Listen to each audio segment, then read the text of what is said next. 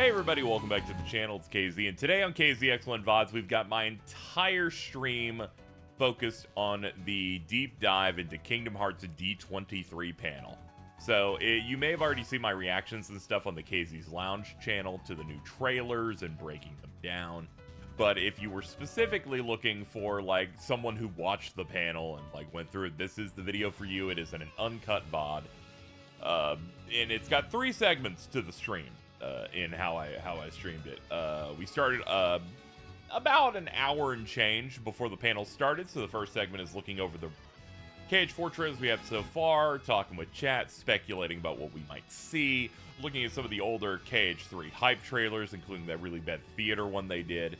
And then the second segment is the entire panel, which includes reacting to all of the special surprise guests, the reveal of my first time watching the new 4-minute trailer, all of the great stuff they did with the VAs, and just getting like some good insight on it. It was great vibes. And then the third segment is I finally get to see the trailer a second time and a third time before it, because we pour over the footage. I've already had the deep dive into the trailer, and I already have the reaction to the trailer up on the other channel, but this is just going to be uncut of just the entire experience for people who just want to relive that panel, because I gotta be honest, it is one of the best things they've ever given for promotional stuff for their games ever.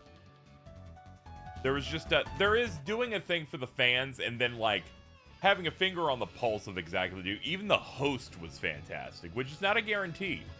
You know, sometimes you have these events where it kind of comes off a little fakeish a little bit, but here there was some genuine solid stuff in here. So I hope people enjoy it. If you like this, like the video, all that stuff. You know, I'll be yelling and hyper fixating on Kingdom Hearts for a long time to come now that we're back. So hope you enjoy, and yeah, I will see you later. Good evening, chat. We've got the D23 ongoing. We've got the Kingdom Hearts deep dive into Kingdom Hearts panel. It's happening in about an hour and 15 minutes. So we're gonna watch that together. But I thought we'd like roll through some stuff, watch some, watch through the old trailers and stuff, because we had a good time here. You know, we had the brand new D23 trailer coming in last night. I really thought it was going to happen at that panel, and then I went, that doesn't really make any sense. Wouldn't they have like a video game thing? And then chat was talking about leaks yesterday, that it's likely going to be there.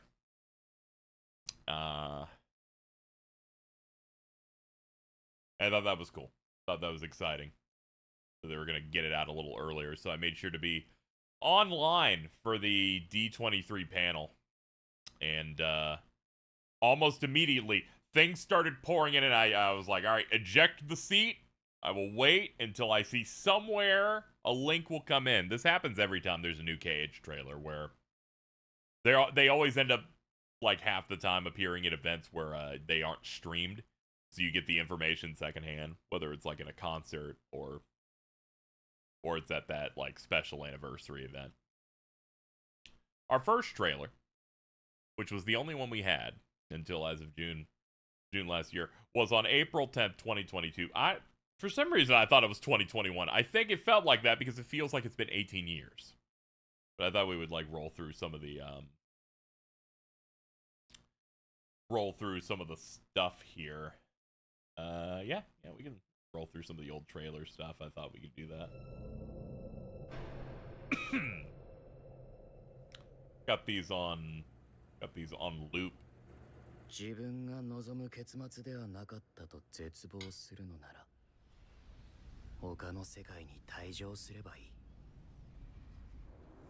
選択肢は無限にあるはずだ。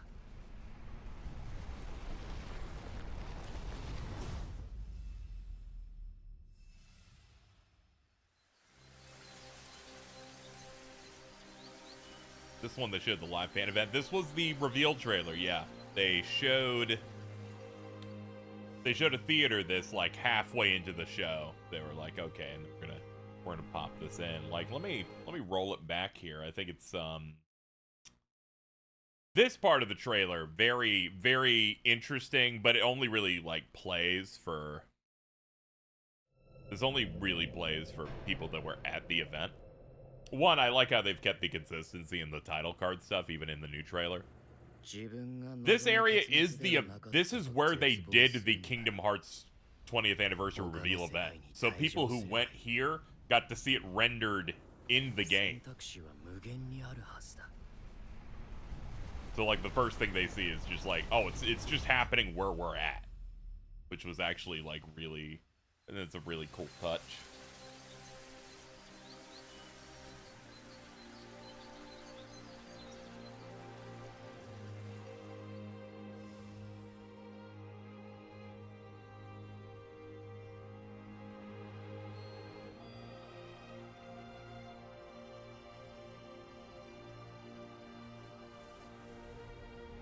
Remember, it took a half a day for people to find Sora's apartment. Yeah, I remember they doxed him immediately. あなたはこの世界に来て7日間ずっと眠っていたの。ここはクワットラトゥム。聖者の世界ではあるけれど、私たちにとっては。I feel so bad for random PS4 white man in this.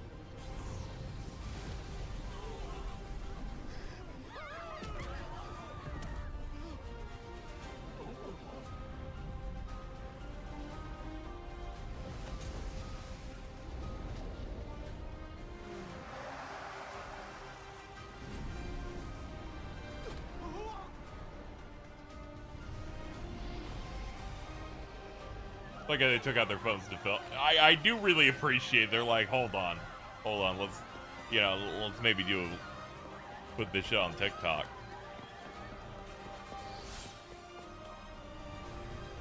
Yeah, this Yoko track, Reality in the Dark.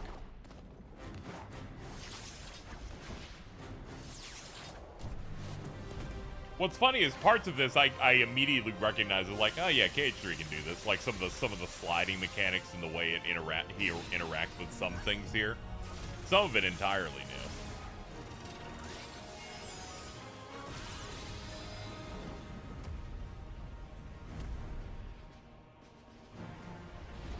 The new trailer track seems to be done by Shotaro Shima.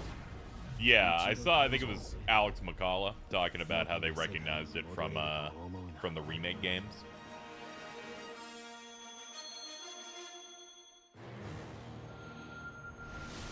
UI has changed for the last trailer. Yeah, it's changed. Yeah, definitely.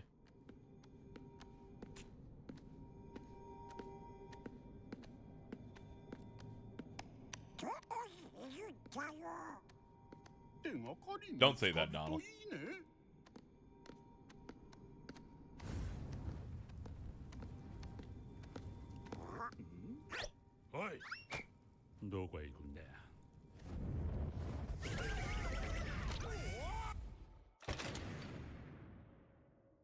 I think the funniest bit whenever they do trailers like this, because these games take so long, is seeing stuff like this and how they do the titling here that you see in a trailer. It's like they made these assets and they're like, we're not gonna have to use these for trailers for half a decade. Almost, it feels like shit's ridiculous. So we got to see a little bit of this. That was the first trailer. We can jump into the June one that we got. Hashtag magic in the making. They had to come up with something better than the now in development thing that fans were going insane over back when 3 was happening. 私たちが定義する光と闇を具現化したものは存在しなかった。でもそれを定義するものがこの世界に来たことで、この世界にも The fact that it was in a Nintendo Direct, yes. You could have put it on the Mario Wiki. You could have done so many things with that. I like how they're just gonna put Kingdom Hearts 4 in the front of every trailer until this game comes out. Like in that style. He's old.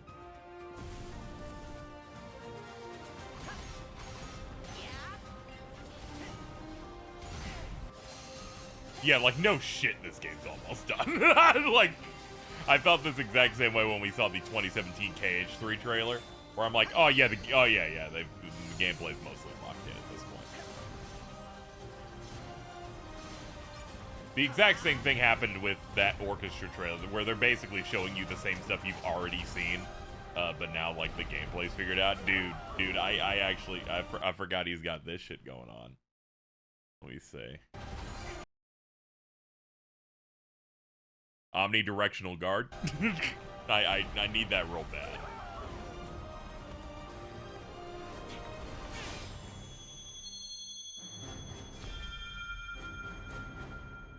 I did see a Coco Heartless grinding clip through a building, so I have to iron that out. I hope someone was fired.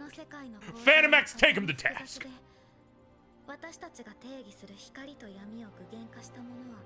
You know, that reminds me, to pivot off of that, to... There is a Twitter post that I remember complaining about how the interactivity of some video game wasn't good because you can't go into this building and shoot people up with a machine gun. And I'm like, what are we doing here?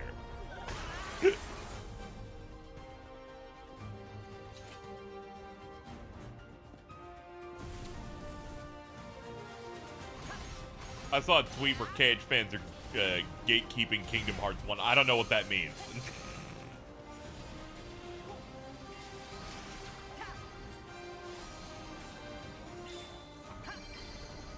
I don't know what it means to gatekeep Kingdom Hearts 1. I have no idea what you're gonna have to describe it a little better to me.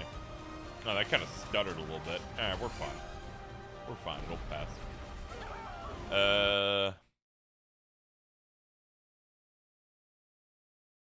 It's probably because I have these things going at 4K. I could probably stand to do that. But yeah, okay, thank you. Let me click off to the side.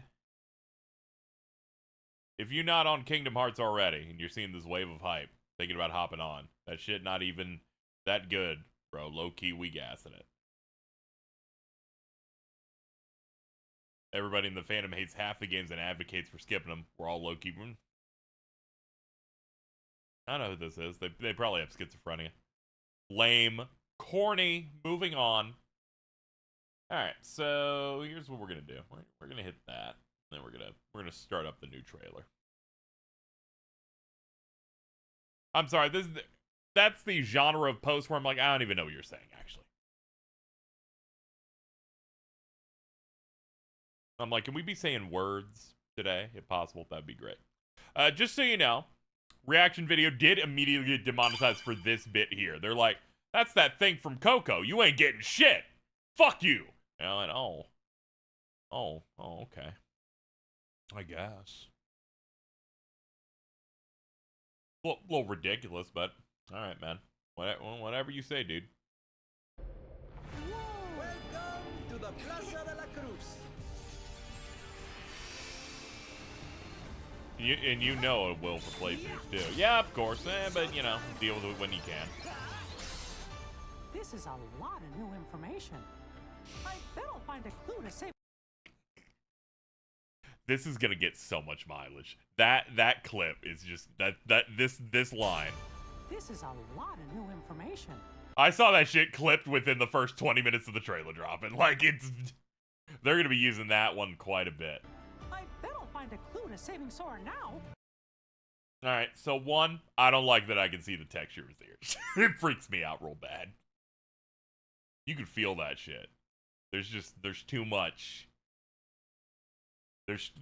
You can feel it. Also, new outfit. Like, he wore, like, a black shirt under this before, I believe. It's all good. Yeah, it looks like some weird type of cardboard, or, like, it's something you can tell you can feel it out a little bit. You can see the same here on these arms. Got the black pants. He's killing it. V-neck, because Mickey is still a whore. Where they always end up? But Sora isn't here. So there's kind of realization after I watched the trailer a bunch after the video. Hades has never said Sora's name aloud until this video game. That man's been in these games since 2002. He calls him like Keyboy, Twerp. He says random things that are not Sora's name. He has never acted, or you'll just call him Kid. Little shorty. It just feels weird hearing him like, he's like saying his government name like that. We got this new guy. What is he like? Some with a V in it? I don't know. I'm not caught up on mobile stuff yet. What? Sora. What? They're ghosts. I feel like if I saw this, I'd shit my pants. Volley, that's the name of the new dark-haired character. Fucking Sora's sleep paralysis demon are fucking default stance Goofy and Donald Duck.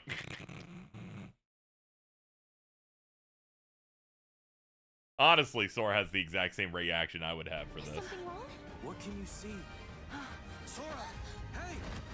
Yeah, I'm with you, dude. I would also just pass out on the spot. They got Haley Joel Osment saying anything in these fucking games now.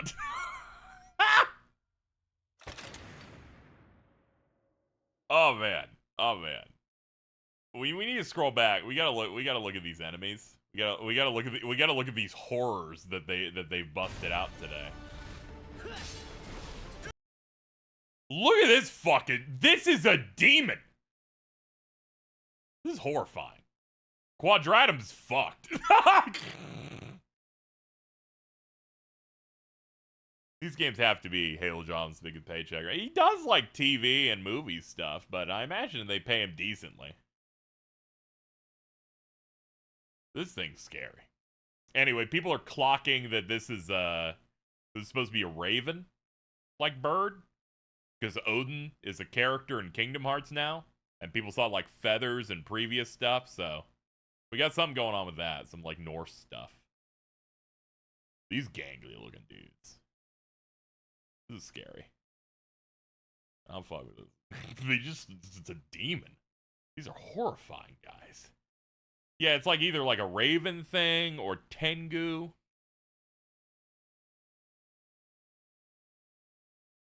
They're getting their use out of these dark sides. Apparently they're dropping them in like fucking bombs. I fuck with them though. They look way more scary, more angular. You can even tell the cutscene direction in this game's actually going to be pretty decent. Like some of these shots are pretty good. There's what is this? This lighting is incredible. I've had to look at that really bad looking shot of Sora from the reveal trailer for what, like 4 years. Feels good that we got some of that baked in, like the much better looking like lighting figured out. Yeah, not only do people find out about Sora's button is from Scala. Sigurd's keyblades from Missing Link. Oh yeah, you can see the Scala. Yeah, I noticed that too when I was doing my reaction. You can see on the buttons here, they have that same like iconography for that. Sora! Hey! Where are his clown shoes? He never had clown shoes. Please do not be disrespectful. So this part's fucked up. Where they show Strelitzia's Keyblade for like 2 frames. You see like a little bit of it. I think it's like right in here. It definitely looks different than Starlight. So it looks like we probably got something going on with it. It's in a weird position. Yeah, because it's like mid-animation and probably the way way it's being cut. Looks a little bit different. But I want to get a shot of let me get a shot of this guy's shit. Hold on. Yeah, we got Sigurd's Missing Link Keyblade, because he was a character in that. You watch that intro that leaked, and his model is identical. He just is wearing a different outfit in this.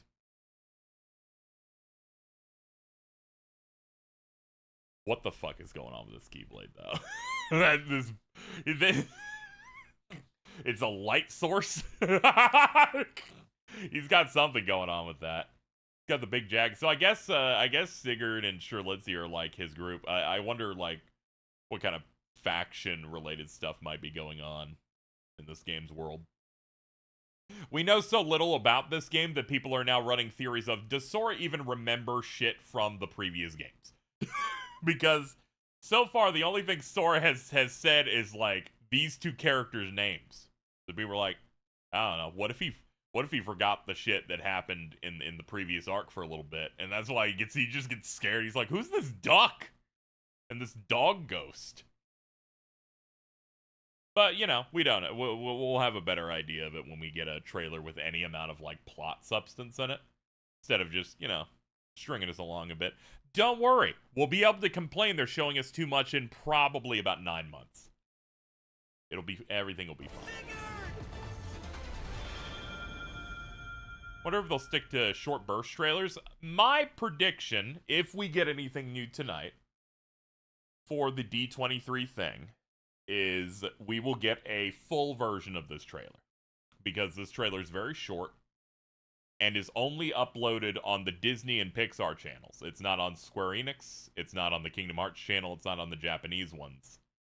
And there is no Japanese version of this trailer.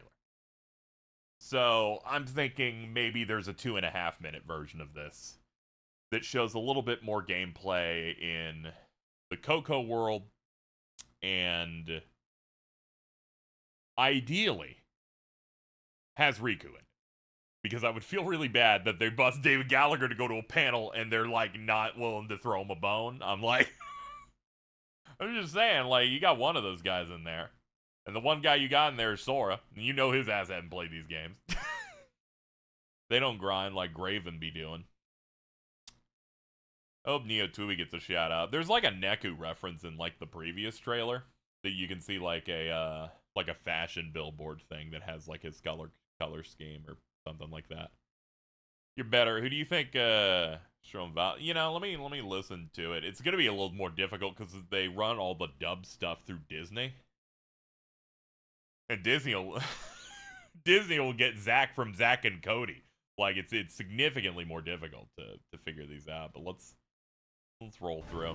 Alright, here's the part where he's fighting the Pelican. It's showtime! This is a lot of new information. I bet I'll find a clue to saving Sora now. When folks disappear above, is this where they always end up? But Sora isn't here. Anybody knows the 80s voice by? A prominent Twitter user. I've come to know. But Sora isn't here. He seems like a great guy. He can't be. He was on Family Guy. What? Sora, is something wrong? What can you see? Yeah, I don't recognize these voices at all. Like nothing's really hitting in terms of like English VA. So we'll see. We'll see exactly what's going on with that. Now let's look at some of the gameplay stuff. I have to buy time for like an hour, so or at least 45 minutes until that stream over there starts getting prepped. Let's start looking at some of the gameplay stuff we can clean. Oh, this thing I hope is what I'm thinking it is. Strelitzia is actually built by Selena Gomez. Ooh, from the Wizards of Waverly Place. Ascended pick. To the Plaza de la Cruz. By the way, this looks ridiculous. Insane. They're like, yeah, this is definitely a way to flex current gen. Yeah, it looks fake, honestly. Alright, so this scene's got me fucked up. It's got me on a new, unique type of hopium for Kingdom Hearts. What is that hopium? The hope that they give you the world's Keyblade before the world is done. That's my hope. That's my hope, because this type of shot seems pretty sick. I would like the idea of you unlock these new things as you're going. Yeah, they also did this. That's why I'm not immediately giving it in.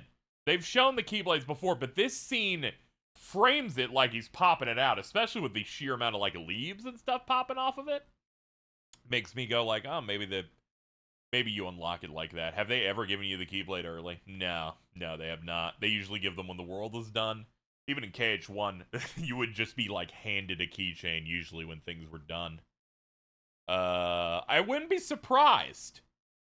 I wouldn't be surprised if they change it up and they give it to you early here, because they seem to be focusing more on mechanics and stuff, like maybe this keychain grinding sequence that we go into directly after this, maybe this is like a unique thing, like he uses it there and he needs this key for it. I do like how it's like he has to ride it in like the opposite end, so the teeth are in the bottom here. I really like how this is the platform agnostic Kingdom Hearts trailer. So all the buttons look wrong. It's just a black little thing with a little diamond in it. Sora's a juggalo now. They continue to want to keep me from being able to figure out what some of the new mechanics are by not letting his focus bar be filled on any level. I do like how he is riding the key the entire time through this entire little bit as well. Like he's still doing that twist. Change is scary, ladies and gentlemen. I can't handle the fact that the map's a diamond now. What are they doing? What's going on? I'm scared. I'm scared of this. You can see a Moogle there. So we've gotten our Final Fantasy representation you guys were all asking for. We got that like debutante Heartless that Jason wants to fuck. For some reason Phantom X thought it was James. We got new guys. We got I don't know, these are like peacocks almost, birds, something like that. They're hitting up like maracas or something. It's showtime. Another thing I'm interested in, we got the new move. We got our first team attack. Like any good Kingdom Hearts trailer viewer, you can see the name of the move for like 5 frames. Pinata Magica pops up there. And then they go into the move. And then they cut away. And you can see there's a meter up there. We didn't have meters before. Makes me think maybe we're hitting some like happy medium between team attacks from 3 and like limits. There seems to be some sort of resource you mess around with on it. Looks like the command bar is also filled, but it's filled in both shots, so I'm pretty sure that has nothing to do with this special attack. I think that's just for build mechanics. Did Miguel sound different? I mean, Coco was like 9 years ago, so that makes sense. Also, of course, we don't have Donald and Goofy because they're not in this universe that Sora's in, so instead, Sora's just free-balling it, just running up places like it's Birth by Sleep and just getting party members as he goes. Which, cool, makes sense. I'll add some flavor to it. I think it's important that the first new party members that Sora gets are not young Xehanort, not Strelitzia. Instead, it's seemingly two dead Mexicans. Honestly, solid. We'll take that. It's okay. I know the kid's like just traveling there for the plot of the movie. I've not seen Coco, but I did read. I like read what the one-liner was about it and went, oh, yeah, you would put this in KH4. It makes complete sense. But yeah, they're going in for a finish here that seems to just do the usual thing you'd expect for any move like this, where you go in for the hit and then it bounces them out. I like how this fucking the Heartless with the dress with the parasol shot is the first returning enemy we saw that isn't just a shadow. I think that's funny as hell. They definitely fit this area.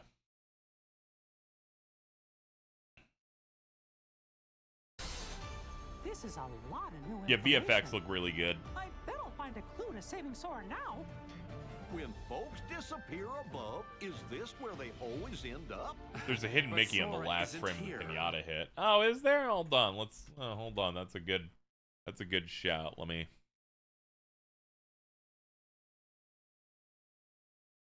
see where that's at. Oh yeah, this is before the hit comes in.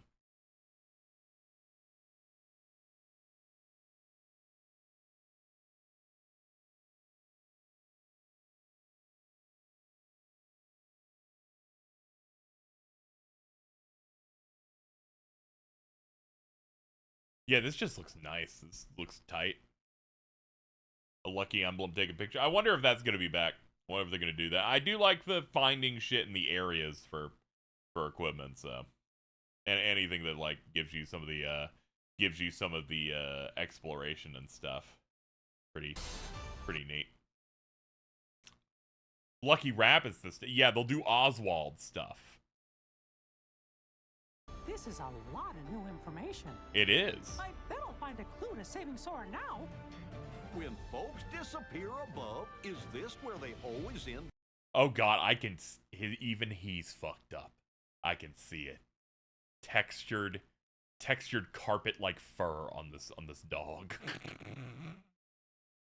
I could grab him. Up? But Sora isn't here. Okay. I like the reaction here. Now the average normal person would say, "Oh man, they're surprised that we just can't find Sora." But the real take here is they're like, "We just didn't think he wouldn't go to hell when he dies." We just kind of figured he deserved to burn. Donald's alarm here is crazy. He's got a real he's got a plastic quality to him. Now I know Stell's a big fan of it. If we just look here, you can see the little folds in the legs. Like you jam the leg in there, it like spirals out, and we still got that. It's back in. We're good. Shiny steel-toe boots on this. The material on this is actually crazy. They refuse to give Donald and Goofy a new outfit. That's never going to happen. Mickey Mouse can get one every fucking game if he wants. But I will say these look nice. They just make them more and more realistic. I still don't understand what the fuck this button thing for the pants is. I figure it's just because he picked pants that are like 4 sizes too long. And it's like this is the only solution we have for this. Sora. Before I saw the slight movements here, I almost was afraid that it's like time freezes and then spectral Donald and Goofy ghosts appear. Kind of like that Larxene scene in the Frozen world. Freeze time for a cutscene real quick. Yeah, they're Force ghosts that only Sora is able to see. I wonder if it's, the big question is, does he remember everything that's going on in the previous thing or not? Does he remember Donald and Goofy and that stuff? Or if he's, like, starting from scratch in a way, and then he'll be like, what are these characters, and why do they make my heart ache and pass out? Stuff like that. I saw someone float it. I had never actually considered it until I saw someone else say something about it. I'm not like not hyper attached to it conceptually, but I think that would be an interesting thing, and it would also feed into another jump-in point for new players of like, oh, well, you know, that stuff happened, but he's not remembering some of it right now. You get to relearn along with him, which has always been the benefit of anytime a mobile thing shows up. It's like, or a portable spin-off game that people call them, where they have to explain to Sora too. It's like Sora doesn't know what an Aqua is to a strong degree. He doesn't know what an Ephemer is. Any thoughts regarding the series? Oh yeah, they're doing an anime now. Kingdom Hearts the series, which I saw that and I was like, oh, that's cool. Cool, good for them. We'll let this rock a little bit while we chat it up. They had announced that we're getting an anime thing. I forget if they even dated it or anything. It's gonna be on Disney Plus. People say it's based on the character from Dark Road named Helgi. Which if you look at the art of it, it's basically the same except the hair color looks different, but that might just be how they shade the silhouette for it. Where he's got like the fur on the arms and like his coat. I could immediately clock it had to be a mobile thing just based on what his Keyblade looked like. They just kind of just look like that. Are they gonna like are they gonna like take some of the stuff they that they might have wanted to do in Missing Link and put it into anime form? We'll see. But that said, this is an extended media that I would prefer. Because that has a little bit more permanence than a game. especially because when games go down, especially in mobile games, they just kill all the gameplay and give you cutscenes, and that's bad when they do that on the DS. It's even worse on that. So I'm glad that that's happening. Big deal with the Kingdom Hearts shows being made in-house at Disney that Nomura's overseeing. Okay, yeah, I did see that. He's overseeing a Western animation studio. Yeah, and he said some of the other art team are plugged into it as well. They have a new scenario writer on KH4 that they brought in as well. Back when it was first announced. So there's like some efforts being made. A lot of people were kind of worried about there's that 2023 concert in which Nomura says some things changed with the series. He was going to tell Yoko backstage about it and everything. And, you know, people would doom post about that every single gaming event in which Kingdom Hearts didn't show up, and then they would enter a deep psychosis. It's starting to seem like, potentially, the change to the series is it sounds like they started getting more money. This looks ridiculous. This will be the best looking game I've ever played when it comes out. This is ridiculous. It looks fake. I'm looking at it on my TV at 1080 and it already looks too good. They're never gonna like downsize on visuals. They're always gonna try and go cutting edge, even though I wish they put them out faster and maybe a lower fidelity. But if they're gonna look good, well, I'm glad it looks this solid. Was not necessarily worth like a 6-year wait or whatever, but it's okay. I'll be choking it down and saying thank you. You've saved my life.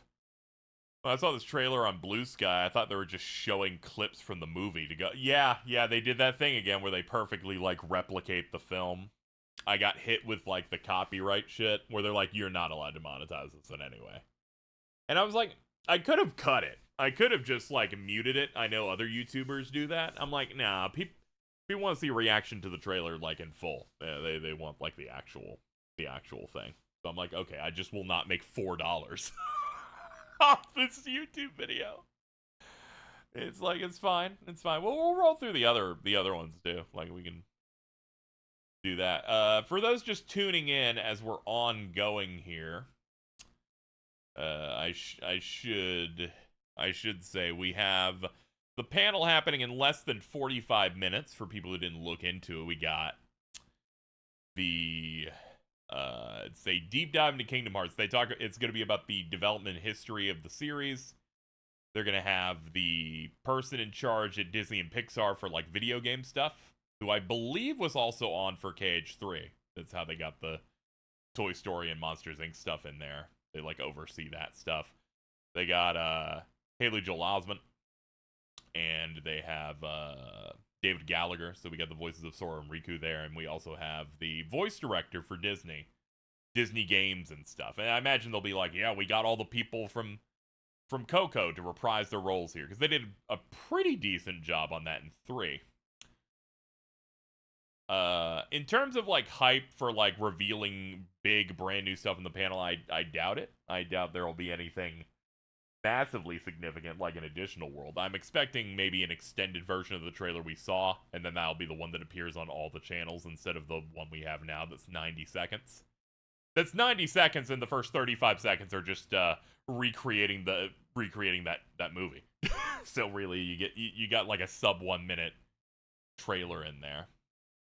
They could reveal another world. They could do that. We're in a position where we're going to see another Disney World within like 2 or 3 months. It's not going to be a problem.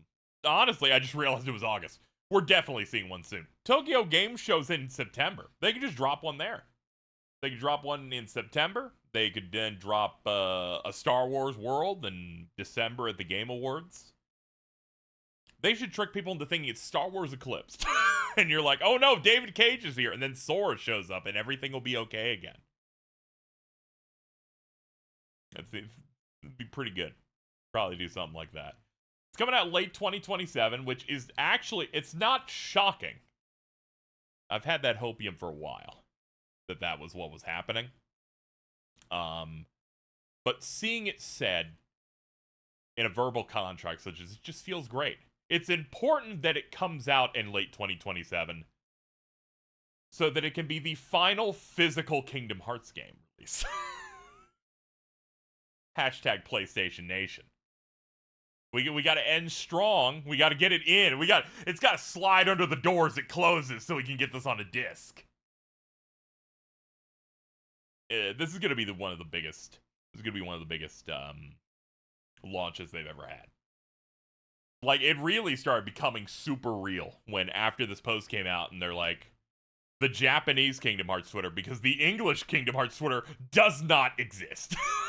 Functionally. I think it's a fake account, if we're being honest here. Because it just doesn't post anything almost ever.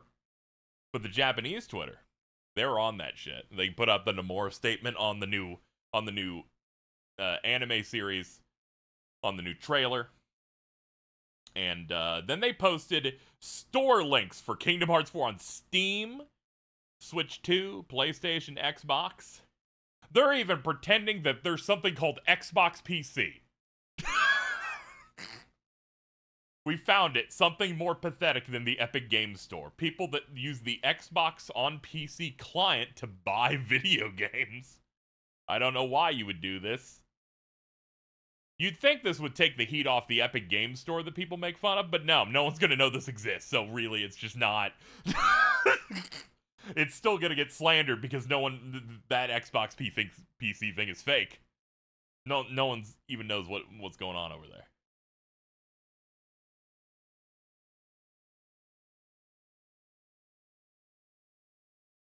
But yeah, this is definitely going to be a big launch. This is going to be fucking one of Square's biggest years ever. And then it's going to get quiet. Like, it's immediately going to have to get quiet afterward. But understandable. Because in one calendar year, they're putting out the next 14 expansion. They're putting out FF7 Remake Part 3. And then they're putting out Kingdom Hearts 4 all in the same calendar year. But what if 2028's FF17? Probably not. It's probably way farther out. But what we have here is fine. I'm not left wanting. I'm not such a fat fuck that I'm even thinking about things beyond. Look at what they have for me here. There's so much right here. There's a new Kingdom Hearts game coming out. Looks real nice. FF7 R Part 3. We got that going on. And I'm excited for Evercold. We're finally seeing like the big Square restructure like move in, because all three of these are things where they're launching their next big flagship part of their particular series, and they're on every console that they can. And Kingdom Hearts, really all three of those that I mentioned that are coming out this next year have made their efforts. Where 14's now on Switch 2. We got both FF7 parts on Switch 2 as well. And, all the other platforms. And all the Kingdom Hearts stuff is coming up. We got all that hitting Switch 2 in October. You're real bold for saying Horizon 2's next year, because I just don't think it'll happen no matter how much I wish it were the opposite. Honestly, I feel... The way the interviews have talked about it, sounds like that's what's next. But, whatever it is. I tend to stay optimistic on those types of things, because anytime I look up when people talk about Falcom, these guys look like depraved psychopaths.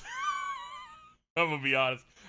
I'm like, man, you guys, I don't like looking at when you guys fucking post. It's fucking gross. I like Kingdom Hearts fans way more. They have random psychosis about going how the game's ruined because you have off-screen indicators.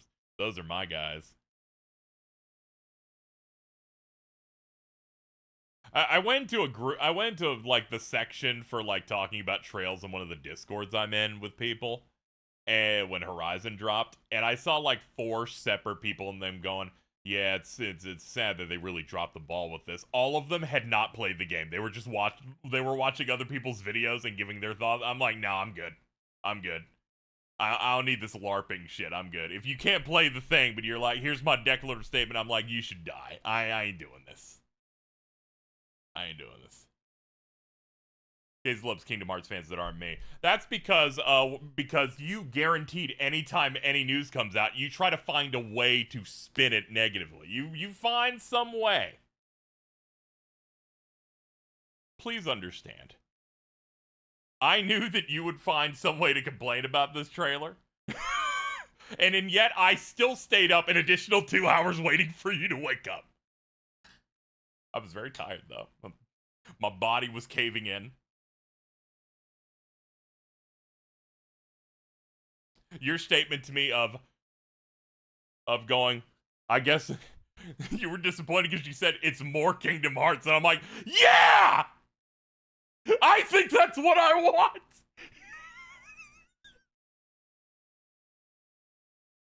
I was very excited. I was very exhausted. I was very tired. Very tired at the time. Going through a lot. Life is worth living again, folks. Kingdom Hearts is back. Better than ever. Why is it better than ever? Because it's new and it's right here. it's new and it's right here. I'm excited for whatever they do for the plot stuff here. I'm excited to see how they, like, deliver the main plot of this game now that we do not have a plot that by design made it so that every major thing had to happen at the end of the game. Because the previous game said we have to do a fight at the end, and that's when it all matters. Now we're a little bit freed up. A little bit freed up. I'm still expecting the same general format. We're gonna, like, beat worlds. We're gonna beat this world, like, for example, and then they're gonna give us, like, this scene or something. And then they'll do, like, the Mickey Mouse scene after, and then something else, and then they'll be like, you're back in the city, and then you start pushing through your next thing. And then Tron Ares shows up, and then Jared Leto's here, and he's like, yeah! He's like, I'm Jared Leto, I have a cult. And I'm like, that's kind of like Organization 13, but more depraved. He's like, dude, did you see Tron Ares? I'm like, no, I didn't. I did not, but I saw one trailer where all of the Tron shit invades, like, New York or Los Angeles or something, and I went, they're just gonna have that appear in Quadratum for Kingdom Hearts 4, because then they don't have to make as much of a world. They just have the Tron stuff invade and maybe have, like, 2 rooms in the grid afterward. Tron Ares came out last year. Now, there was a joke that I may have instituted yesterday where someone said, okay, so Kingdom Hearts 4 seems to be taking the theming of death for the Disney worlds, because Coco is based on going to the land of the dead. Sora's dead, essentially. He's in this new universe, right? They're like, what other worlds will they include? And I said they're going to put in Tron Ares for box office debt, because Tron Ares came out at a budget of $180 to $220 million and came away with a box office of $142 million. I actually, until I made that joke, did not know it was that bad. I did not know that it got hit that hard. That said, they could probably lie. They could probably do something cool. They can do something cool with the Tron stuff, like they've done the last 2 times it's shown up. Tron isn't even in Ares. Oh, I know. Who needs him when we have Jared Leto? He was Skeletor in the He-Man movie that came out that none of you watched. It's important. Anyway, the idea, because I'm already imagining it, they're like, here's the Tron Ares world, and one of 2 things will happen. The first one, way more difficult, which is they get 9 Inch Nails to also work on Kingdom Hearts, which is very unlikely. But I am now imagining they get Ishimoto to do 9 Inch Nails-esque music for that world, and I'm like, you know what? That involves guitars, rock, and not a fake orchestra, so the music will be good. We will be in a good position. If I start hearing that type shit that he be doing whenever he makes a Dissidia game or those tracks in KH3, I'm getting a little queasy. But if we could get, you know, something a little bit more sober, that'd be great. Something that hits his Ishimoto's better qualities, which is heavy rock and synth that is not faux orchestral stuff. Ishimoto peaked with Before Crisis. I don't know about that. As a fan of Neo The World Ends With You, and the stealth sequel to Neo The World Ends With You, that Bleach game that they hired him to do, that sounds like the exact same soundtrack wise. He's got some bangers. He's got some bangers on deck. But I know you can't get to Neo Tooie Stella because you have executive dysfunction. and that will prevent you from making sweet love.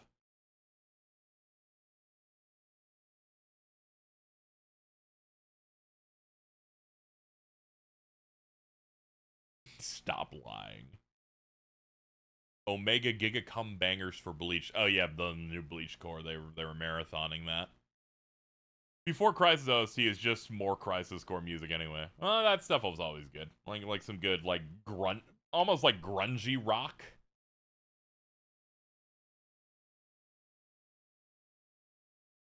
Well, Hamauzu's on this game. I wonder, because I would say probably not. It'd be cool to see like them do some takes on some Kingdom Hearts stuff, but I remember for Remake, they had to like really twist his arm to get back in because he was like considering retiring from like game music. But then they got him in. They clearly think fucking they know Hamauzu's the shit. Because they seem to they bring him in especially in like the Remake games, usually near endgame. It's like like the end of Rebirth, they like bust out the entirely new Hamauzu stuff. I'm also gonna go stream Godspeed. I hope we get a ball busting, cum splashing, pants dropping trailer. Yep, I hope anything new of any level, I'm gonna be fucking pumped. But most importantly, this is going to be a great privilege here. Because I get to see Haley Joel Osment talk about Kingdom Hearts. And I think that might be the most entertaining thing possible. Now, it wouldn't have been as entertaining if his co-star David Gallagher wasn't a regular video game streamer who has actually played these games. But that juxtaposition, that contrast is going to make it funnier. Because they'll probably talk the same way. But one of them knows ball.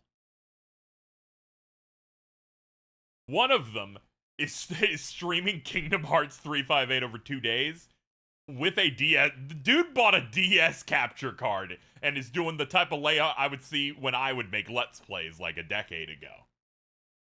He knows ball. He beat Lingering Will without cheese. Granted, it was proud, but I'm glad that his fan base didn't trigger him into doing his first playthrough on Critical. It's dangerous, and I hate when they do that. We're gonna run one of the let's get the reveal trailer with the incredibly ugly white people in it. If we can do that. But yeah, he's slowly going through it. I believe David Gallagher's Twitch name is something like I Go By Graven. He's crazy. He's bald. He's like bald and like a dad. He's chill though. I like the realization that arguably his normal speaking voice is higher pitched than Riku. He like it sounds like he goes down a slight octave to voicing Kingdom Hearts, and I think that's very funny. Riku having kids don't sit right with me. No, I'm gonna be honest, yeah. Riku Kingdom Hearts when it's time to pay child support, be like, bye! I need him to hit Kingdom Hearts 3 so bad. Because he's been very like, when he plays the games, he talks about the process of recording them. I've never been more interested in seeing someone discuss the process of recording a video game than him talking about, he's gonna hit Remind and he's gonna hit the scene. He's gonna hit that scene that I think is like, perhaps his worst reads ever. And I need him to listen to them and to talk about them really badly. I need that. Learn. I just be hearing that they're looking everywhere for where Sora might be in all the worlds that he has gone to. Hail Joe Osment with the Sigurd and Strelitzia, which, by the way, hearing Strelitzia yelled out loud, crazy. But even more so, he sounds the exact same. Like the Sora voice he has for like this part, this like era of his life, perfect. He can hit that effortlessly, it seems like.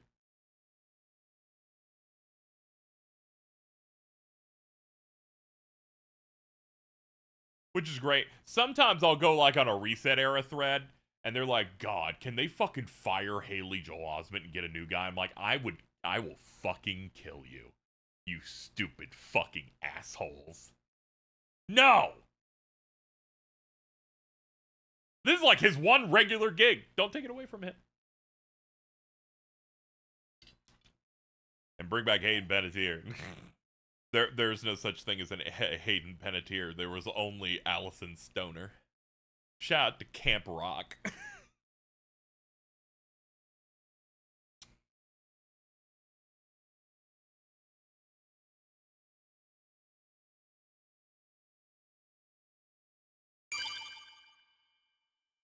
All right, hold on. Here's something I want to do for contrast here. Let's first up, let's grab the shot that was in every trailer for Sora here.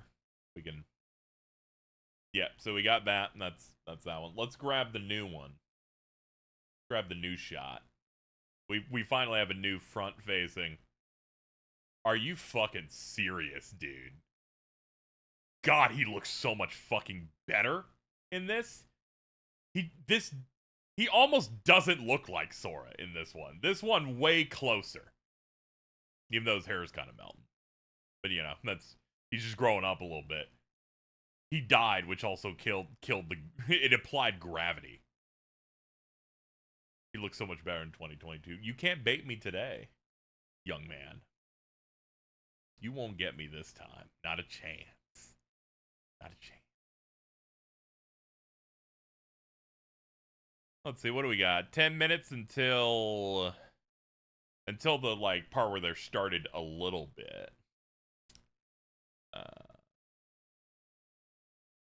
Alright, we'll just keep rolling here.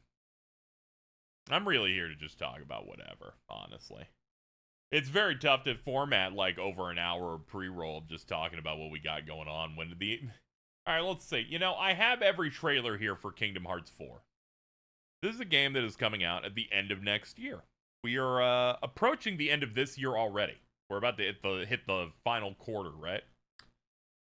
So they gotta show us some more game. They have shown us. We do the math here. Okay. Let's see. Okay. 5.5 minutes. We've been shown 5.5 minutes of this video game over the course of about over one presidential term. There will be a moment where they will have shown us too much. And honestly, the concept of that is exciting. I can't wait to get back to the, oh, they were showing too much. You know, in some ways, it's unfortunate that they showed so much of Kingdom Hearts 3. But if you gave me the option to go on a blackout for it, and they didn't do that, I probably would not have taken it. Because I need to say that hype cycle was magical. We felt so alive. I'll never forget waking up one day at about 12:40 p.m., something like that. Everything was exploding because the Kingdom Hearts 3 final battle trailer dropped. I was half alive, rushing to go watch it for the first time. I screamed Scrooge McDuck. It was great. It was such a good hype cycle. All the trailers were so solid. They were everywhere. They were sneaking up. They're putting them in Xbox Fan Fest trailers. They put out something called Winnie the Pooh trailer, and the money shot in it is Lingering Will showing up because it's the most because we live in a scary world. Don't remind me about the theater trailer. Oh, don't you make me pull it up. If you don't behave, we'll bring out the theater exclusive Kingdom Hearts 3 chip. Pull it up. Why not? Let me see if I can find it. Let me see if I can see where this is. Let me open up the Utes on another window. Kingdom Hearts 3 theater trailer. Alright, that's a release video.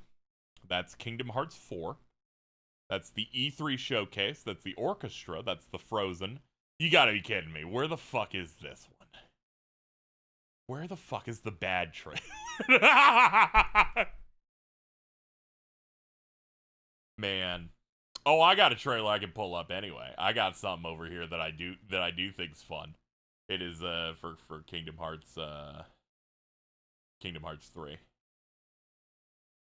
Let me dig up what I can only describe to you as dinosaur bones. Here we go. Let me pull this out. They've been doing D23s for Kingdom Hearts since 2013. 13-year-old trailer I have here.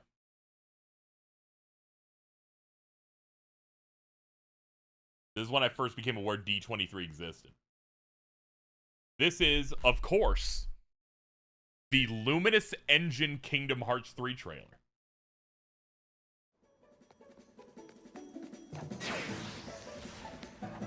Look at the moving portraits on the bottom right.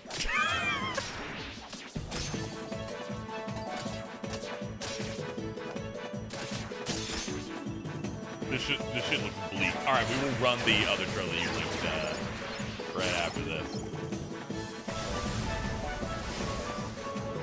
Here you see an attraction. They put it in a trailer here, which then forced them under duress to keep it in the game forever.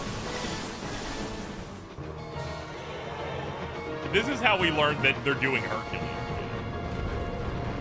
Because we didn't have 0.2 at this point. This was like right after Dream Drop Distance had come out. The Kingdom Hearts 1.5, I think, was about to come out.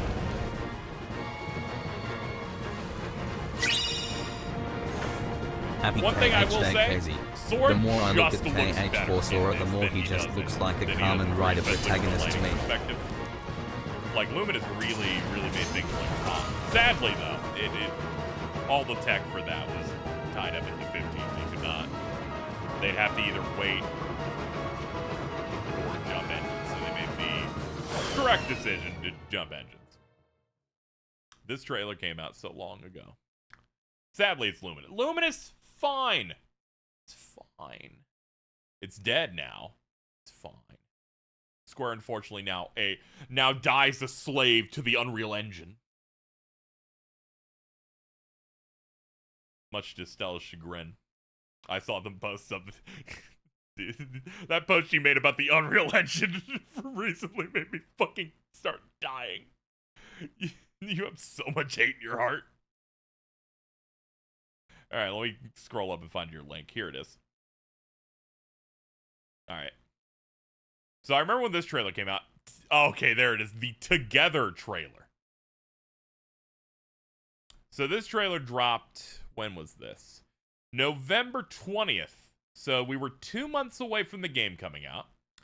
They put this trailer into movie theaters. Now, the reason this trailer is of any amount of interest is because Stella fucking despises this trailer because it has the most generic movie stuff in it for the narration. Our worlds are under attack. You're right for hating this. You're actually right. I forgot. Holy shit. Fuck me. We are under attack. I tapped after 8 seconds, and 3 of those seconds is the fucking rating. Give it to me again. Our worlds are under attack. Disable subs, please. Oh yeah, I forgot you hate captions. And only you can stand against the darkness. Titans! Show me your power! Yep, drop the music. Anticipation. Slam the rock. Now the battle between light and dark. Not the best track to use in this trailer.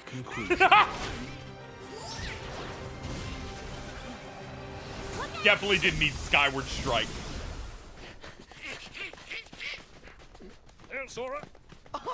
Jack Sparrow! Caption Jack Sparrow. Hold for applause. Make way! Rapunzel, I'm not afraid to face them.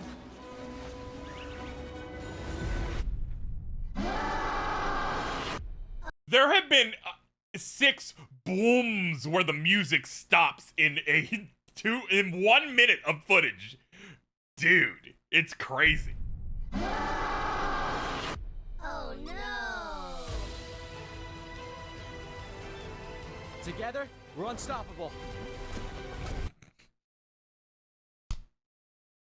Big Hero 6 guy Hero is the greatest character to ever hit Kingdom Hearts, because every time I see this fucking loser, I just think, it's not the sum of our parts, it's the sum of our hearts.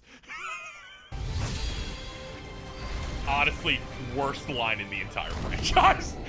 Now you made him mad. I'll distract him. You guys go. For life and light. Together we fight. This fucking stinks.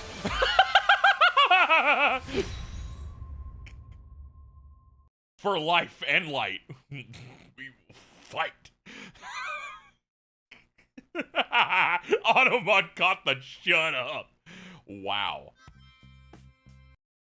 Okay, the other stream has started, so we are 15 minutes away from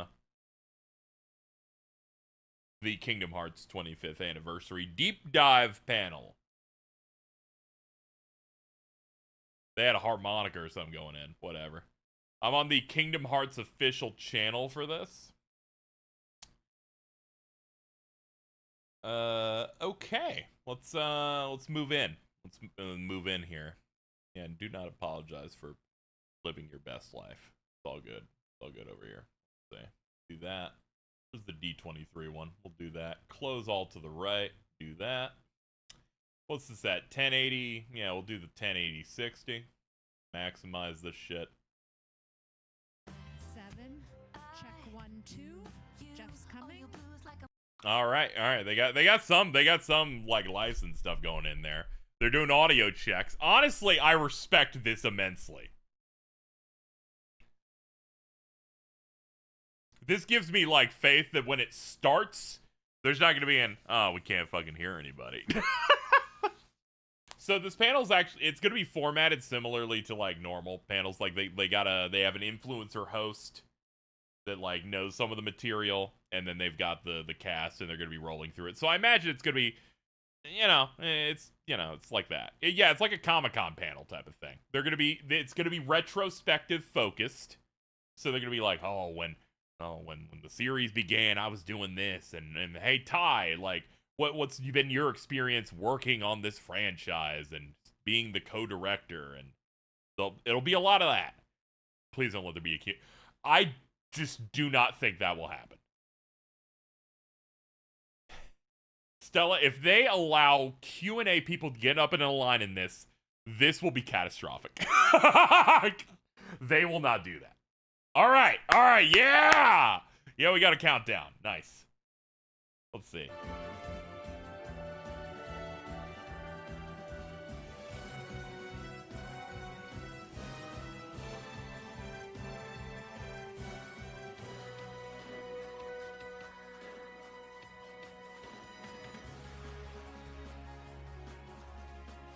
What? What game is this one from? I'm trying to remember. Like this arrangement, or is this new? KH3s? Oh, okay. It's from an attraction. No wonder I remember it a little less. As soon as this part came in, it immediately hit. Go! And he's doing it. Yeah, this is when you do the boat and you do the spin. We be playing on critical and doing critical converters, so we don't be doing this. I have a question, Mr. Gallagher. You know that one line in Remind? Yeah, what the fuck? That'd be me. That'd be me going up there. Hitlerian tunes. Oh yeah, they do play this when you're on the fucking train killing all of the fucking Heartless there. And then I loop it for 4 more minutes to get experience faster. Just keep fucking air striking the fucking Heartless. Okay, because I was like, what is this part in? Honestly, I think the best part of the D23 trailer that I didn't really highlight, it has new music in it. The one thing that always kind of like makes me go, oh, come on. It's when they come back and the trailers still have the same music, like the KH4 one for the Nintendo Direct was the same as the one that we got in the announcement, or like Wave of Darkness being used in like early KH3 stuff. Do you know how long the panel is? An hour. This will be a 60-minute thing. They should use Rage Awakened again. True.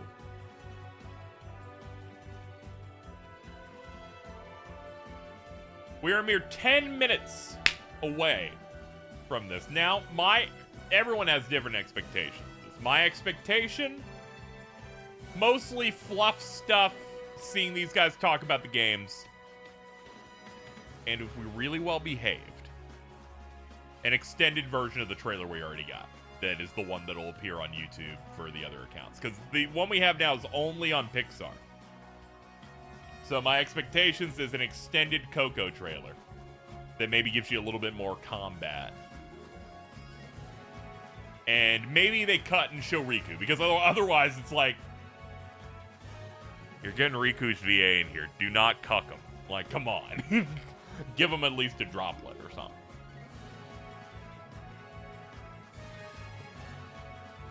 That said, I always temper my expectations very low on everything that I love, because that means I never lose. I never lose out. I could be like, yeah, fuck it. In this panel, fucking reveal Moana's in. Like, I don't see it. But it would be cool. Or hearing his voice, yeah, like at the very least, like, you know, something like that. Anyway, my expectations, extended version of the trailer we currently have, because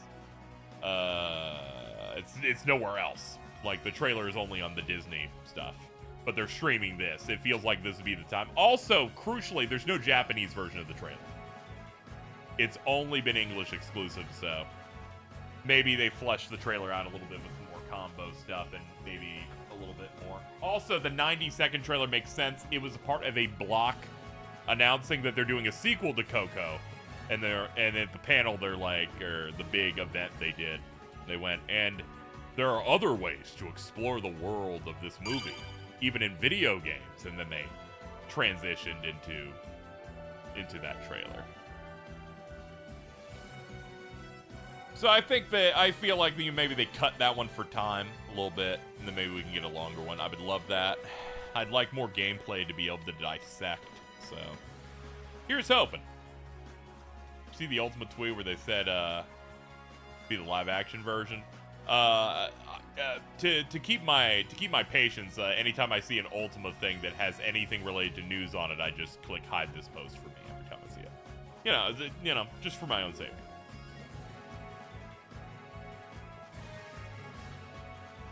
Wonder if Ty will mostly speak English. That's also why they brought him in. Like, they could have gotten Tetsuya Nomura to do this. Like they did it before. They did it for that Toy Story reveal. They brought in Ty because he speaks English. He was like born in Canada.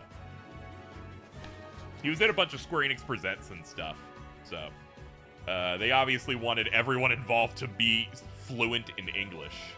So, this makes way more sense to bring him in. And also, give him his flowers. He's been co-directing Kingdom Hearts games since Kingdom Hearts Rechain of Memories in 2008 or 2007. It came out in Japan first, and then they did Birth by Sleep, and then just all through the line. He's been co-directing this stuff for most of the time it's existed. Yeah, what a first project. Yeah, they're doing the pack-in to make the Kingdom Hearts 2 Final Mix Plus package make more sense. Yeah, he's basically the series co-director because he's been working on it 5 years after the first game came out. He's been at Square since like the PS1. He's been in his bag. He's been taking care of shit. He's the guy that's like boots on the ground, day-to-day development overseeing, whereas Nomura comes in, you know, every so often. Because he's more stationed in Tokyo instead of Osaka.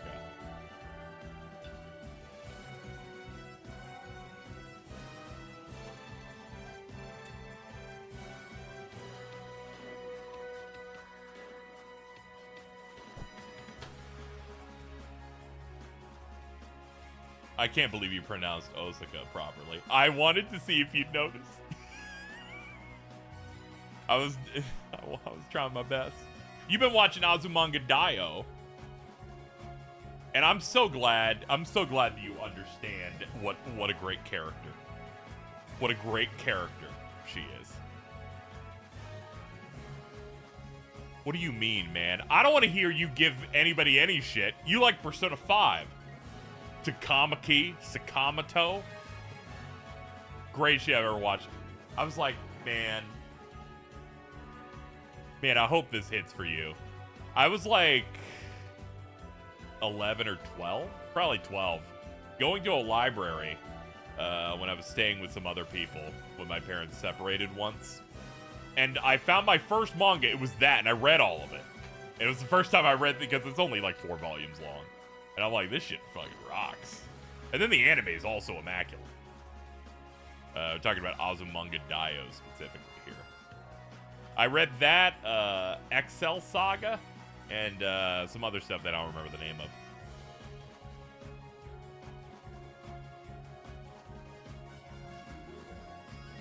It's the most me comedy ever. Yeah, all the characters in it rock, and the teachers are just as good, if not better.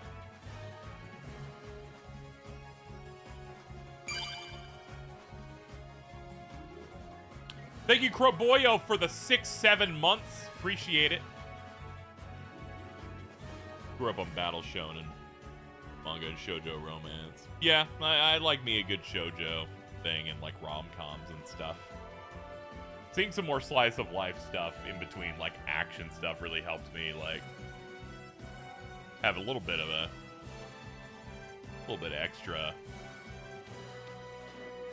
extra perspective. Wasn't just Dragon Ball and Pokemon and Yu-Gi-Oh. Jordan appeared from the darkness. Jordan been here. They've been here locked in. Thank you to everybody who decided that I get to be their operator for Kingdom Hearts hype. We got, what is this, 265 of you? Just letting you know, if you have Amazon Prime, you have Prime Gaming. You can click that subscribe, and if it has a little crown on it, you click that button like twice. You've spent no money, but you've given me money. Just imagine it. It's magic. It's just magic. You let that happen. Let that rock. You can tell that I want to have good vibes the whole way. I don't even have my stream go up. You know why? I don't want to think about my debt. I don't want to think about anything.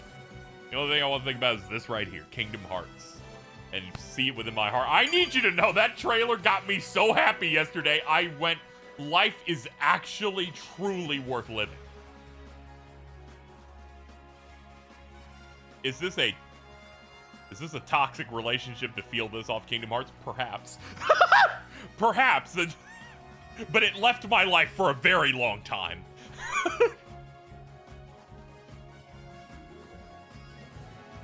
It's real rough. Real rough. I had to explore other franchises. And nothing hits the same. Some stuff kind of close. Not all the way, though.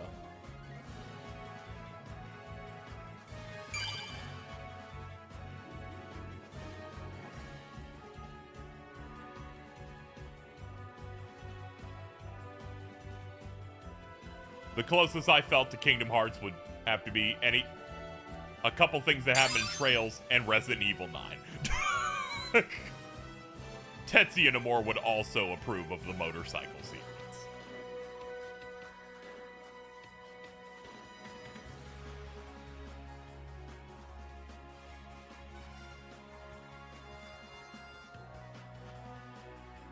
I was gonna say the motorbike.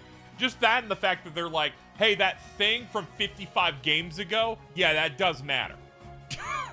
We will recontextualize this thing from our pantheon of things. I'm like, that is an approach similar to that of Tetsuya Nomura saying, yeah, those tanks from the one room at End of the World in Kingdom Hearts 1 are life rafts that people use to pass world lines in Kingdom Hearts Union Cross. Or how Kairi gets to move from Hollow Bastion to Destiny Islands. We got at least one Prime Gaming sub, so I'll consider that a victory in and of itself.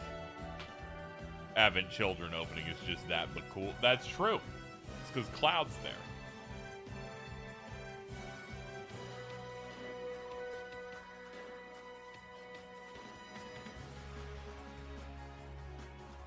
Cage is like the longest running consistent narrative. Yeah, and it's great that it's so beautiful. All right, we're going in 10 seconds. We're getting started. We'll see how it goes. I imagine it might be a little messy, but here's hoping we lock in here. Stream starts soon. Thank you, Nagarth, for the Prime Gaming. Thank you, Kraboyo, for gifting a sub. Another 5 minutes, let's go. It's fine, it's understandable. Even that Disney panel they did for all their movie reveals in the Cage 4 trailer, like, that started like 25 minutes late. That said, they're probably trying their best to start this on time. They were doing like mic checks about 15 minutes ago. I remember when Sony did E3s, they were late every single time. We will see a Muppet in Cage 4. Can we? Because that'd be great.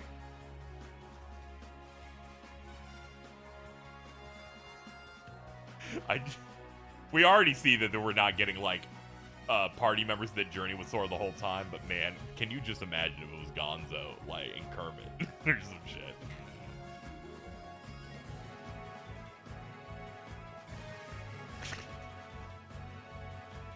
Muppets would be great.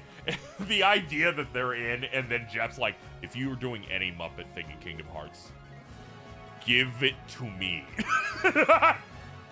There's no one that will... He's like, I'll set your game up like it's Elden Ring, where you'll see me look like I'm about to throw up before showing it to people.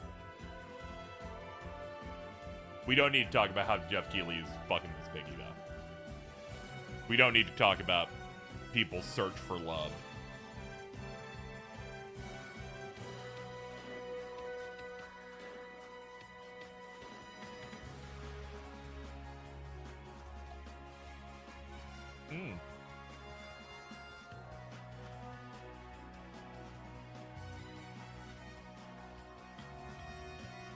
I won't mention him rolling around in that piggy pussy. Dude.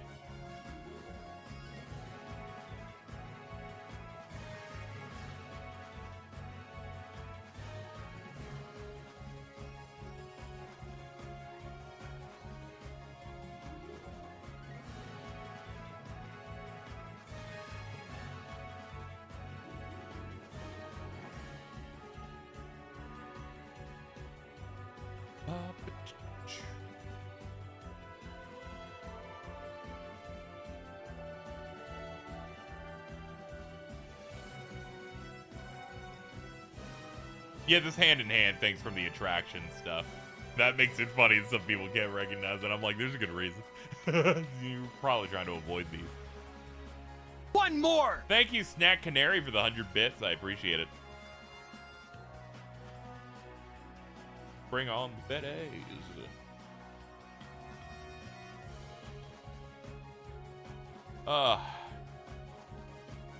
Yeah, it's been quite a while.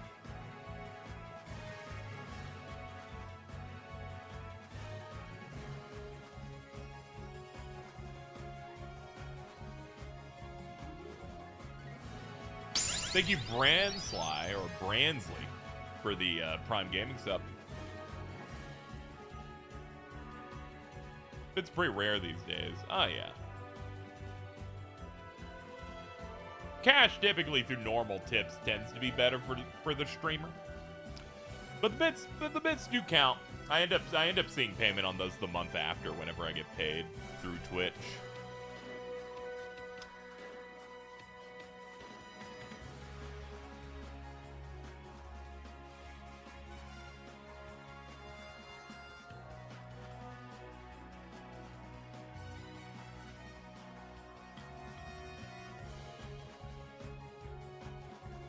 I was kidding. I didn't expect it to be another 5 minutes. Yeah, I actually kind of... Thank you so much for the 1,000 bits, Orin.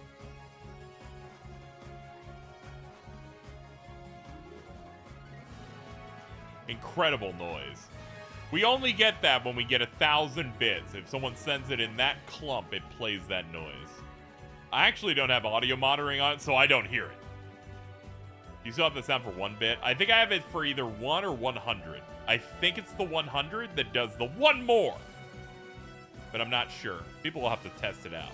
Put it through its paces.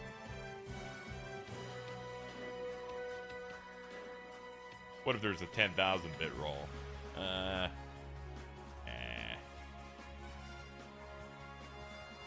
What are your bets? I can't afford to bet on anything, sadly. I'm not in this gambling economy. I'm not like going on Kalshi or whatever. Anyway, I'm expecting an extended trailer of the one we just got yesterday at most. If we get that, cool. Mainly just because they haven't put that trailer on anything but the Disney socials. 10,000 bit notif can be the Biodome hump the door clip, please. Whoa. Whoa. Chill out.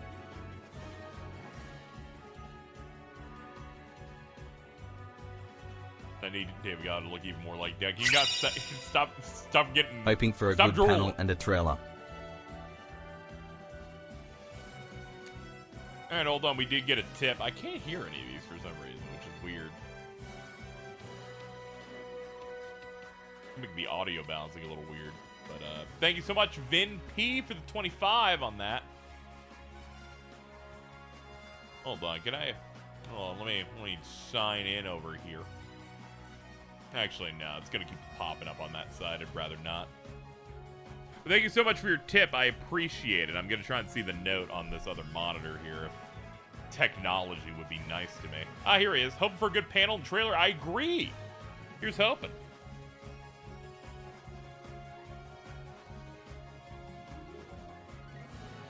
I'm gonna go ahead and turn off alerts for you guys until the show is done. I will see them, you just won't hear the audio on them.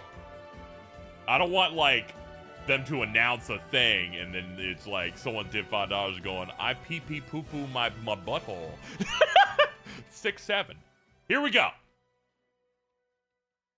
I said 6-7 and the fucking panel started.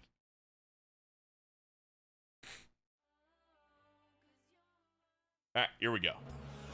Hi, everybody. King here. Thanks for joining us today. I'm so glad you could be with us to hear from some of my friends and fellow Keyblade wielders. And now, please welcome your host and guiding key, Cleo Thomas. All right, we got our panel host. What's going on, D23? My name is Cleo Thomas. I'm an actor, a gamer, a streamer, and your host for the deep dive into Kingdom Hearts here at the D23, the ultimate Disney fan event. Now, many of you here in this room, or this magic carpet jacket he's got, it's pretty good. Recognize me as the character Zero from the Disney film Holes. Yeah. What? And not too long before that, I saw this commercial that combined two things I absolutely loved. Video games like Final Fantasy 7, 8, 9, 10, and Disney characters. And I couldn't wait to get this game. Me and my brother, we begged our parents. Dude, he's so big now. I remember Holes. We're driving home, we get in our He was driveway, so baby back house, then. We run into our room, we take the game out of the case, we put the game in the console, and you know, nothing's ever really the same after you hear Otada Hikaru sing Simple and Clean for the very first time, is it?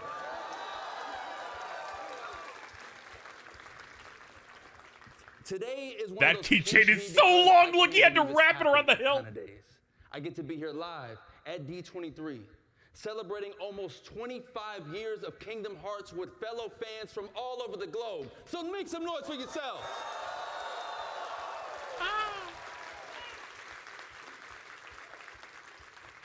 We have an amazing panel planned for y'all. We ready to kick this thing off? Yeah. Are we ready to kick this thing off? Yeah. Beautifully said.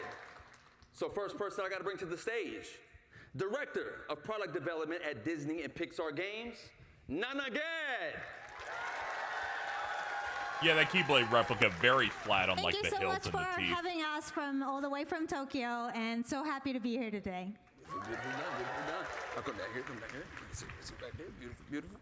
Next, please join me in welcoming to the stage, co-director of Kingdom Hearts 4, Tai Yasue. Let's go! Hello, everyone. Hello, D23. This is amazing, crazy. 2 days ago, I was literally in Japan making our video game. Now I'm here. It's very exciting. We're going to have a lot of fun talking about Kingdom Hearts. And finally, a very big special guest. Please put your hands together and welcome to the stage the creator of Kingdom Hearts, Tetsuya Nomura! Oh, fuck! They hit him!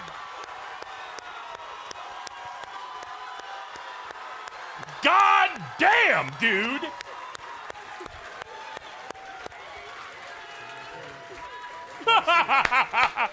Oh, man. That might change things. すみません、今日はですね、ご招待いただきまして、ちょっと思い Oh 起こしを man, 上げて Dad's ですね so old. 数年ぶりに、ここ、やってきました。昨日実は来たんです。ただサプライズってことでずっと隠れとけってことで、やっとこれで自由にうろうろできるなと。ただ明日帰ります。楽しんでいこうと思います。よろしくお願いします。 So thank you so much for inviting me today. It's been several years, but I finally managed to get myself out here. I actually arrived yesterday, but I had to stay out of sight because my appearance was supposed to be a surprise. But now that I'm finally here, I can say that I'm finally free. They had to hide him. It's like when they gotta hide people that are gonna show up at a like wrestling pay-per-view. So although my stay is a short one, I'm looking forward to having a great time with all of you. Thank you very much. Take a seat. They got my ass. When they said crowd, I'm like, no way. So much to talk about. And I know fans here, they want to hear so much more from you three about Kingdom Hearts 4. But I would like to go back from Oh, where cool. this So all they're going to began. do like Going back in segments, time so the for a moment. VAs will come in later, When I the guess. idea of Cool. Kingdom Hearts first came up, were there any Disney franchises that the team knew had to be included, even if they didn't make it into the first game? Nomura-san? Why don't we start with you? 見えないんでメガネどうですか I have to put on my glasses for a moment. すみません。まあキングダムハーツの企画が立ち上がった当初は He's like, I need to read this teleprompter. My eyes are bad. あれですね。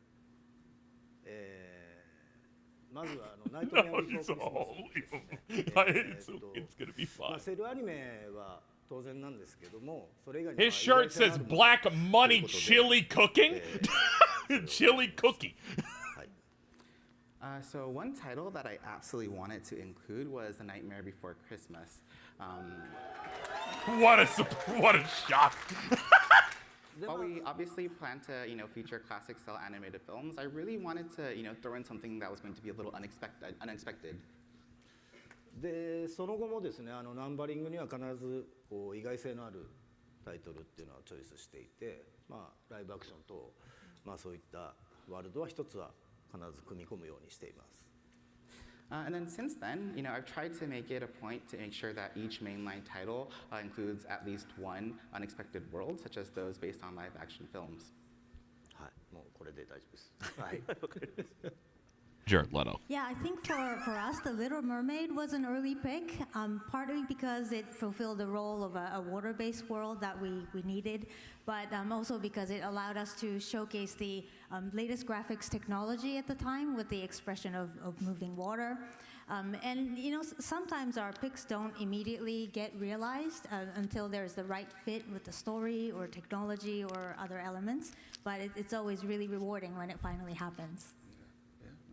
Yeah, The Nightmare Before Christmas for me is a classic to run into, right? But then I think of The Little Mermaid, and I feel like for every video game, you kind of have to always have a water level.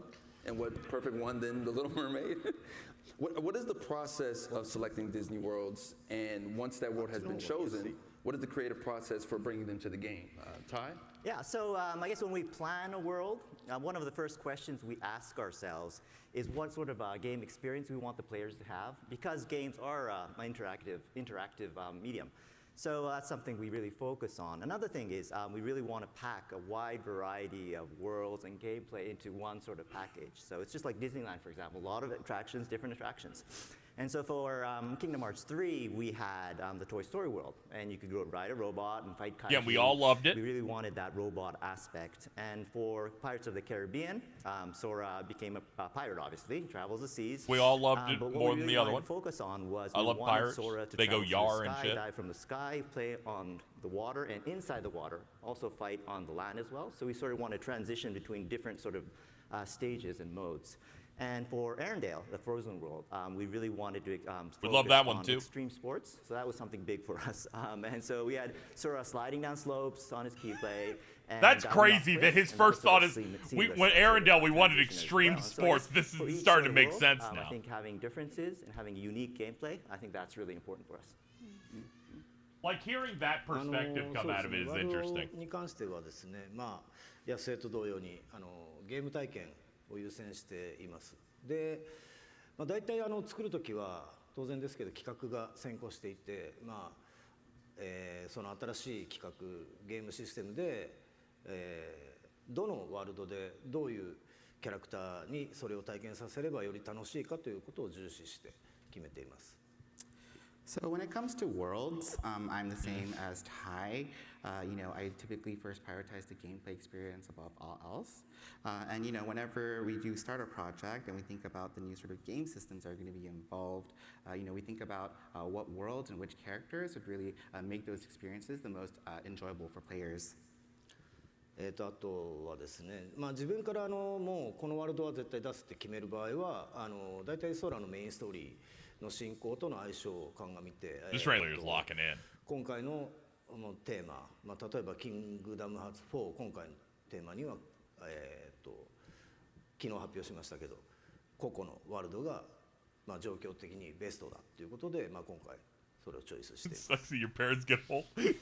And then whenever I do have a chance to be able to decide that we absolutely need to include a certain world, I generally think about how well it synergizes with the overall main story progression with Sora. And when it comes to Kingdom Hearts 4, when I thought about a lot of the themes, we felt that Coco would be the best world that really would help achieve that goal. Yeah, Death. And I'm assuming mostly everyone saw the trailer yesterday. Yeah. Whoop. I'm sure that's what Nomura-san was referencing. And I heard Nomura-san that trailer was actually supposed to be played during this panel. So is it okay if we show it again? そうですね、昨日のトレーラーなんですけども You just said Kino, that's crazy. まあけどもう昨日でだいたい情報は出尽くしてるんですよ。So yeah, actually when it comes to, the trailer that was revealed yesterday, we actually already put out all the information that we can as of this moment. なのですごくなんか特別新しいってものはないですけども、実は昨日のトレーラー90秒なんですけども、元のトレーラーは4分のトレーラーになっています。本日はぜひそのトレーラーをご覧いただきます。And so, it's not that there's any really new information that we can show at this time. However, when it comes to a trailer that was shown yesterday, that was about 90 seconds long, that was actually a edited down version of an original trailer that was around 4 minutes. So today, I'd love to be able to show everyone the full version. I fucking called it! Cut it down for the fucking panel. So just so we're clear, we saw 90 seconds yesterday. Now we can see a full 4-minute trailer? Run the trailer! Let's go!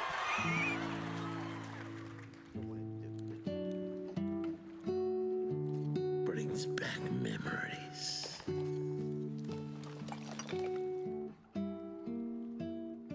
Gracias.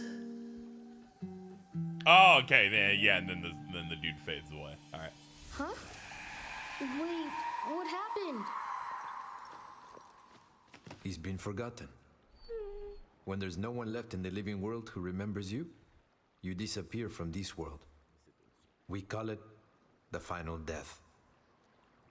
Hey, it happens to everyone eventually. Come on, De La Cruzito. You got a contest to win. Yeah, do whatever you do in that movie, like songs and shit.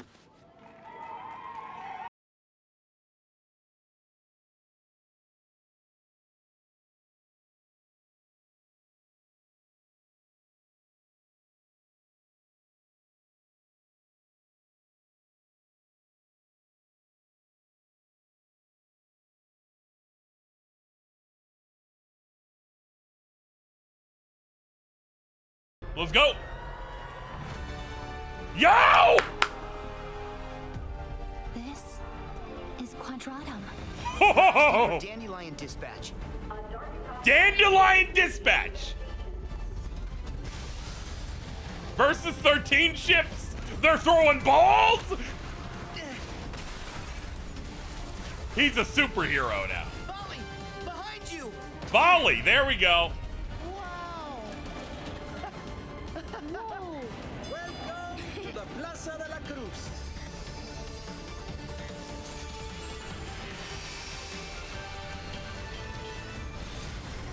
Oh, here we go. Okay, we're weaving in between it.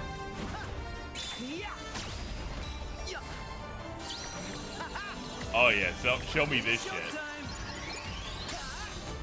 This is a lot of new information. This is true. They don't find a clue to saving Sora now. What we got here? Oh shit! Find the books. Oh no! Pop-up books. Oh, this rocks! Dude! When folks disappear above, is this where they always end up? But Sora isn't here. Wow. Oh shit, we got Donald Duck gameplay! Yo, it's the oh, there's stuff! Combat style, the man. Oh, there's a lot. There's a lot to chew on this one. Hold on. What? Sora, is something wrong? What can you see? Sora, hey! Oh shit! Oh shit! Whoa! Here's the Dude! You're looking pretty good for an old coot. Oh, that's so funny! They're immediately going in! What was that? Sigurd!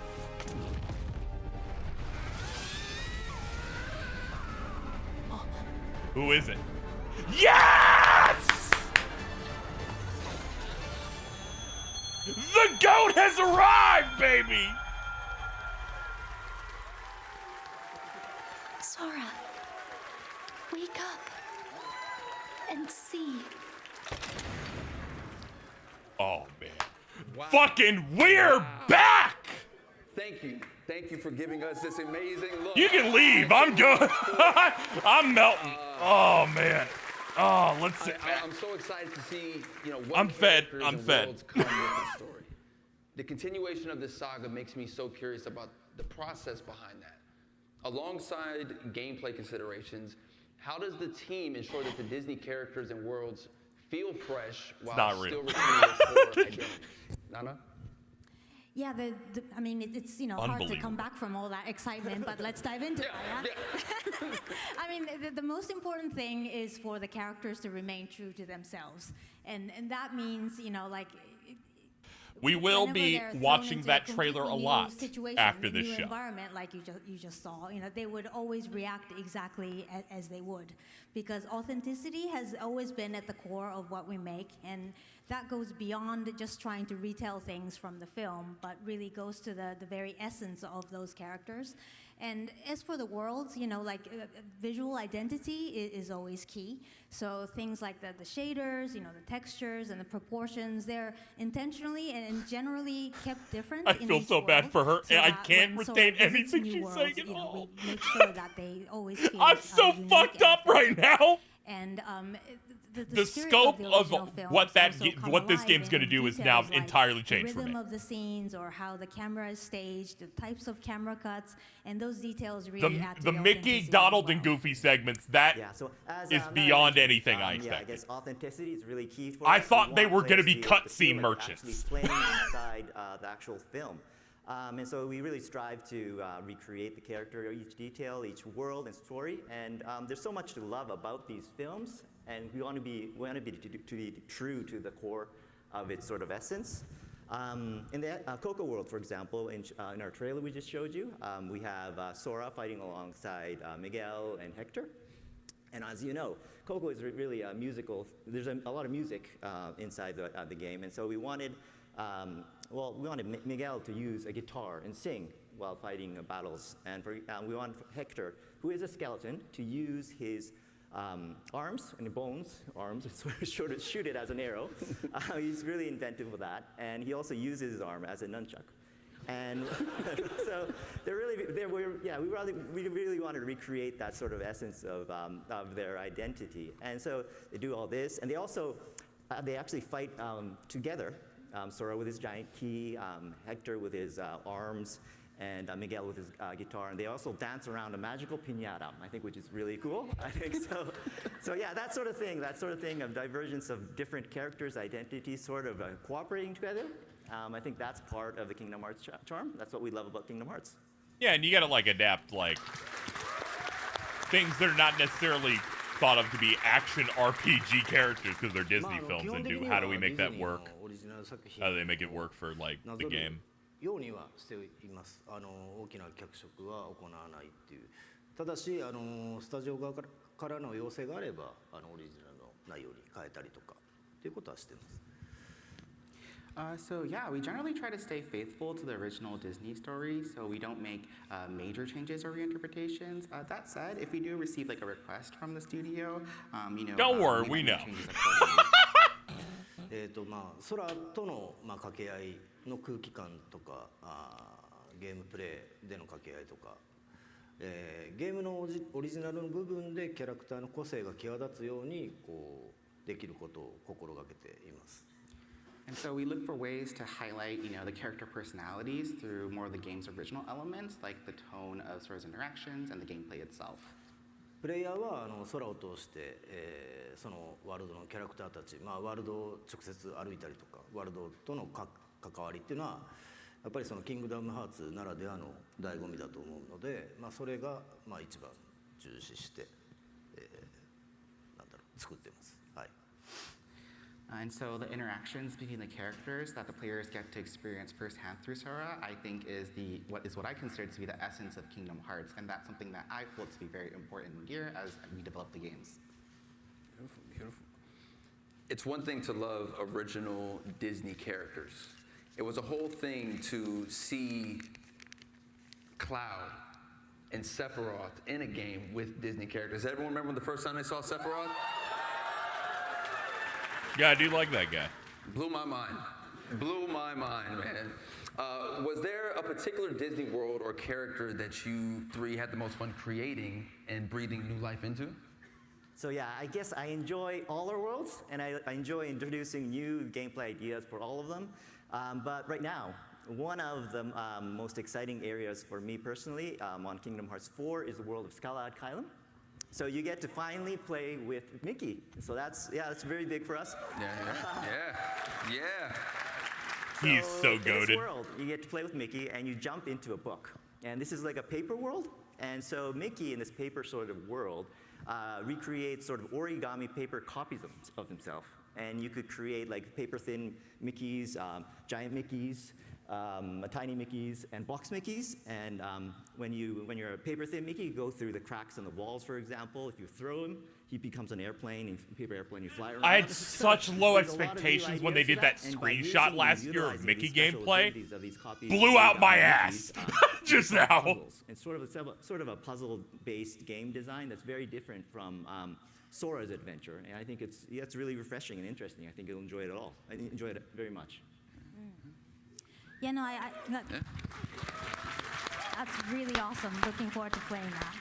And you know, I agree with Ty that all the worlds are always genuinely fun to work with for different reasons. But if I had to choose, with Toy Story in the past, we were able to work with storytellers at both, you know, Square Enix and also Pixar to come up with a completely original story that took place after the events of the first film. And so it was really exciting for us to be able to offer a completely new experience. Sorry, I opened Twitter and I just see the Stella post. I love the Mickey Mouse JRPG! And of course, you know, the classic worlds are always really fun to keep alive, like Hercules, for example, or Hunchback of Notre Dame. Those are always timeless. Can you go back and do that one again, though? Fans really love. And so being able to keep them relevant. I'm so excited for Mickey Games. It looks really cool. Is always and I only saw it once.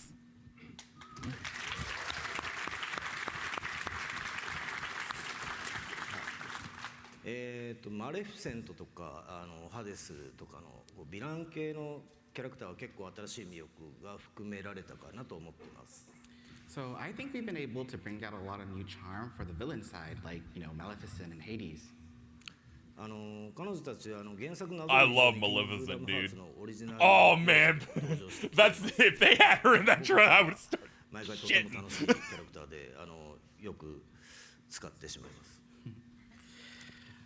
And these characters have appeared extensively in storylines unique to Kingdom Hearts beyond, you know, their just following their original stories. And they're Rowdy really Rumble Merchant. Characters to write and work with, so we end up utilizing them a lot. 今回ちょっとトレーラーにも出てきましたけど、キングダムハーツ4でもですね、ハデスとドナルド・グーフィーとの掛け合いがちょっと面白く描けてると思いますし、 I love Donald and Goofy. I fuck with them heavy. ともとても重要な gave Donald Duck combos. になって登場しますので、ぜひ楽しみにしていてください。And you know, as shown a little bit in the trailer just now, I do feel as though we were able to create some especially entertaining interactions between, for example, Donald and Goofy and Hades. And Maleficent also plays a very important role in the story, so I hope you look forward to her. Oh, yeah! Oh, cool! Yeah. An important role, huh? I love that you each have a different feeling. No, she doesn't. About this one. For me, Agrabah was so cool to see because Aladdin is my all-time favorite Last time movie. she showed up in the image, he's like, dream come true. Maleficent and Pete have their own thing they're working on. They're not necessarily your enemy. I'm excited to see what they do this time. Creating these unique worlds like the Mysterious Tower and Disney Town, which aren't directly represented in film. Locking it in. Yeah, so Goofy and Donald will fight Pete.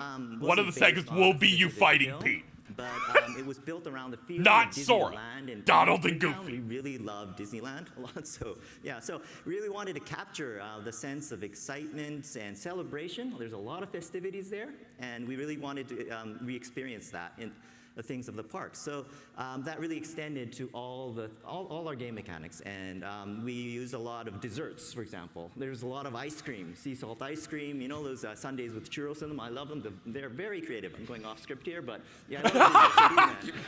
Anyways, so that's why we created a festival called the Dream Festival in the game, and that was complete with an ice cream themed mini game, and you get a lot of rewards related to that.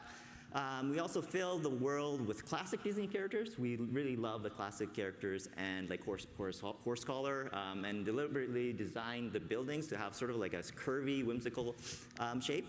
This is the best night ever. Yeah, I'm going to be watching reactions all night. I'm not going to get to sleep till 6. No, Disneyland, because it's so special. Yeah, with Disney Town, it really wasn't about just creating a location, right? It was about creating that feeling. And then so, you know, like Ty was talking about, we really encouraged the team to embrace Disney Town as this place of fantasy, you know, with curved lines and whimsical stylized structures. Basically and the gigantic Captain Dark pinball machine. And beyond that, you know, the castle and the homes surrounding, it kind of felt like it was inhabited. So it felt like life continued there even after we were out of the scene. And once this creative direction was established, you know, that the team came up with just an amazing amount of ideas and details to populate and really enrich this world while still maintaining the core identity. And it was really a Either case Haley or where David showed a up. Yeah, they're strong probably going to thematic swap vision in really so they can empowered talk a the little bit about it. creativity. It kind of offered But they're a VA, so I framework for imagine the they're, artist like, to very explore, limited. while still sort of maintaining that the experience stays undeniably Disney. Very smart.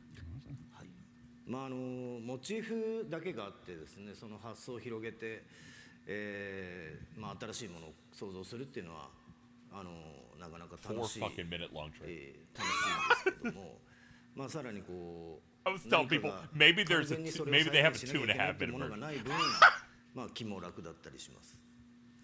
So imagining something new based off of, solely a certain type of concept certainly is something that's They very made me fun and prolapse. enjoyable. Like, that shit was And crazy. it's also in some ways less daunting because there's no expectation of having to replicate We could give something no, exactly we're not as getting it any is. more because they did say up front. いろんな This is all the information they have こ is ちら this. がちょっと考えてる、新しい仕掛けとかも盛り込みやすかったりですね、シナリオも絡めやすいですから、使い勝手が良くて、利点もすごく多いです。And also gives us more freedom to incorporate a variety of sort of gimmicks that we were thinking about. What if they lied? You're right. It's Game's also coming a out lot easier tomorrow. to incorporate from a narrative perspective too. So it's a very versatile approach with many advantages. また構想としてはですね、キングダムハーツ3の段階からあってですね、企画も練ってたんですけど、なかなか実現するのがハードル高かったものがですね、キングダムハーツ4でちょっと進化させて登場しますので、ぜひどんなワールドになるのか、かなりすごい、自分たち的にはすごいワールドがありますんで、ぜひ楽しみにしていてください。And then when it comes to the overall game design, for Kingdom Hearts 4, there's actually an idea that we had since Kingdom Hearts 3 that we weren't able to realize just because of certain difficulties. We have subsisted on very little content, Bridget, and we are so bad. I'm not expecting anything at Gamescom at this point, now that we just got that trailer, but Tokyo Game Show is next month. Okay. I'm excited to see everything coming. So thank you guys, man, for putting all this work in. One of the most compelling parts about Kingdom Hearts is how it blends Disney worlds and original worlds. Could you walk us through the process of creating original worlds and how you ensured those story elements still had the through line with story elements in the Disney and Pixar worlds? So when it comes to original worlds in Kingdom Hearts 4, I think one of the biggest examples would be Quadrotomb, which is inspired by Tokyo.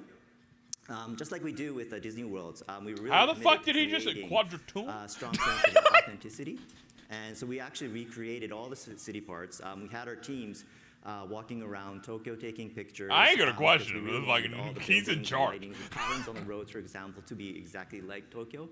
I actually wore a dorky headband and running shoes, and I was running around Tokyo. Everyone thought it was weird, running around the street. So I really wanted to get a feel of the scale and the excitement of Tokyo, and so we really wanted to use that in the game. Try to make it to scale. I think one of the things we really focused on was we wanted players to be able to move through this vast city in a dynamic fashion because it's a huge sort of city, one of the most massive we've ever created. And that's why we introduced new traversal actions. So for Kingdom Hearts 4, we have a new action where you shoot your keychain, right? And then you could launch yourself on top of buildings, for example. You could slide down the power lines in Tokyo. You could twirl around poles and signboards. It will not, so will not be San Francisco. Tokyo, but you can also do all these dynamic actions in an accelerating way. So, Much better shape of the map. Very cool.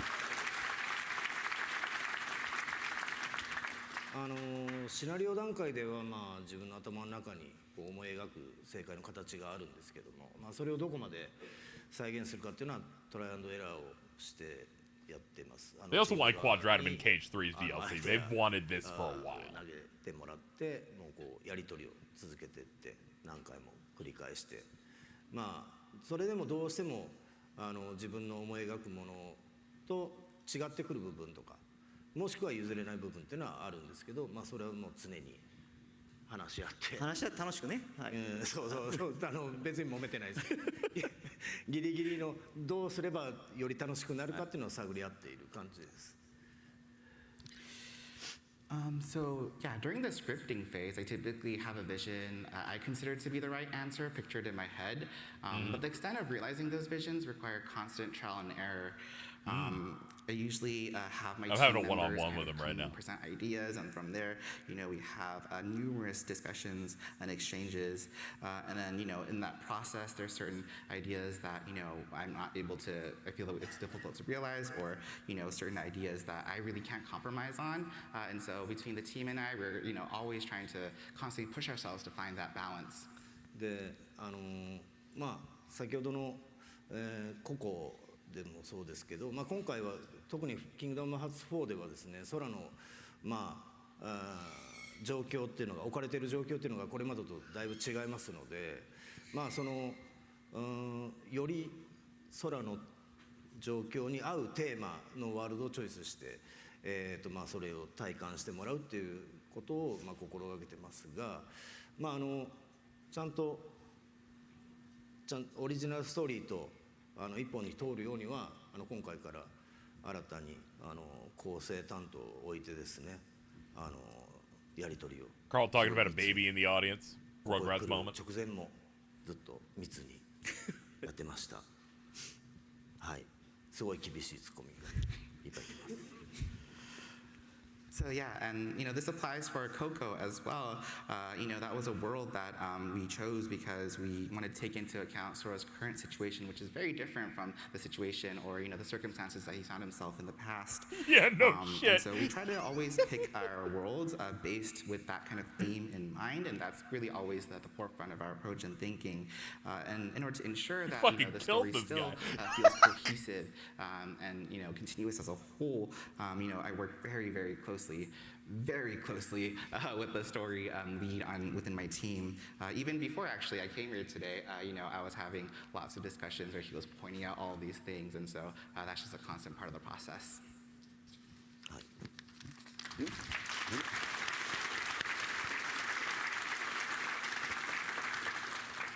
One final question. Why do you think the story of Kingdom Hearts has transcended generations and has continuously grown in popularity over the years? And because this is the greatest thing made by human hands. For the 25th anniversary of this franchise, Nana? Yeah, no, wow, it's just so amazing that we're coming up to the 25th anniversary. But honestly, it's really thanks to all of you, fans out there who have really supported us and been with us through this incredible journey. So thank you so much for that. I think one of the reasons why the franchise continues to resonate with new generations is the enduring and relatable themes of friendship, loss and hope. These are all themes that everybody can relate to. And really this fusion of Nomura-san's amazing storytelling and Disney's timeless stories and characters is just truly magical and brings all of these really important themes together. And another thing is the connections that fans share with each other, I think, is really special and just vital in keeping the franchise alive. I think, many of us who have played the first game are now adults and have been sharing the passions and experiences with friends and family. In some cases, their children over the years. And that's precisely the kind of things that ensures that Kingdom Hearts franchise really reaches the next generations. And we're so very grateful for that. ありがとうございます。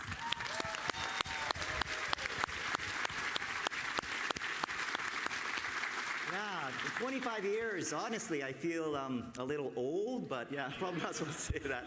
I'm really grateful for all the fans and for keep being with us for all these years, and very thankful for that. It's amazing, I think.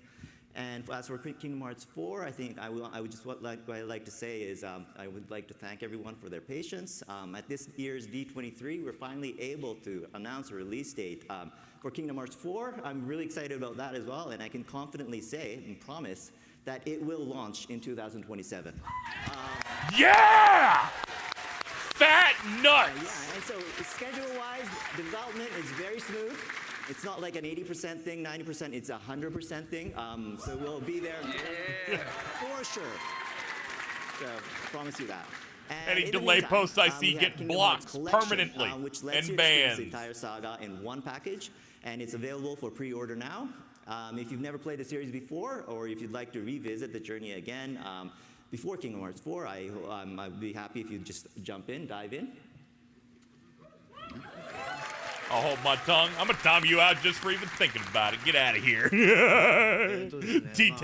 You thought wrong. We're doing thought crimes. Boom! 全て皆さんファンの皆さんのおかげでもう皆さんの支えがあってここまで If you are not a believer, then you are not a person. 来ました。本当にその感謝の気持ちで自分たちスタッフもずっと頑張って続けてます。Yeah, so, when it comes to everything, it's really thanks to the support of our fans. The fact that the series has continued for as long as it did is really thanks to your support. And, myself and my team, we continue to work hard in order to be able to, because of the gratitude that we have for everyone who has been with us on this journey. ですね、25周年に関して、さっきもね、いろいろ話してて、あれ今だっけ来年だっけみたいな話してましたね。来年です。で来年なんですけど、そこはちょっと混乱したんですけど、25周年に向けてですね、まだまだいろいろ計画していることもありますし、25周年を迎えようとして今思ってるのはもう30周年のことを考えてます。And when it comes to 25th anniversary, this is something that we were discussing earlier just now within the team. But now that it's happening next year, there's many things that are underway, many plans that we have underway. Many plans. So what I think about now that we have the 25th anniversary and we're approaching it is about the 30th anniversary.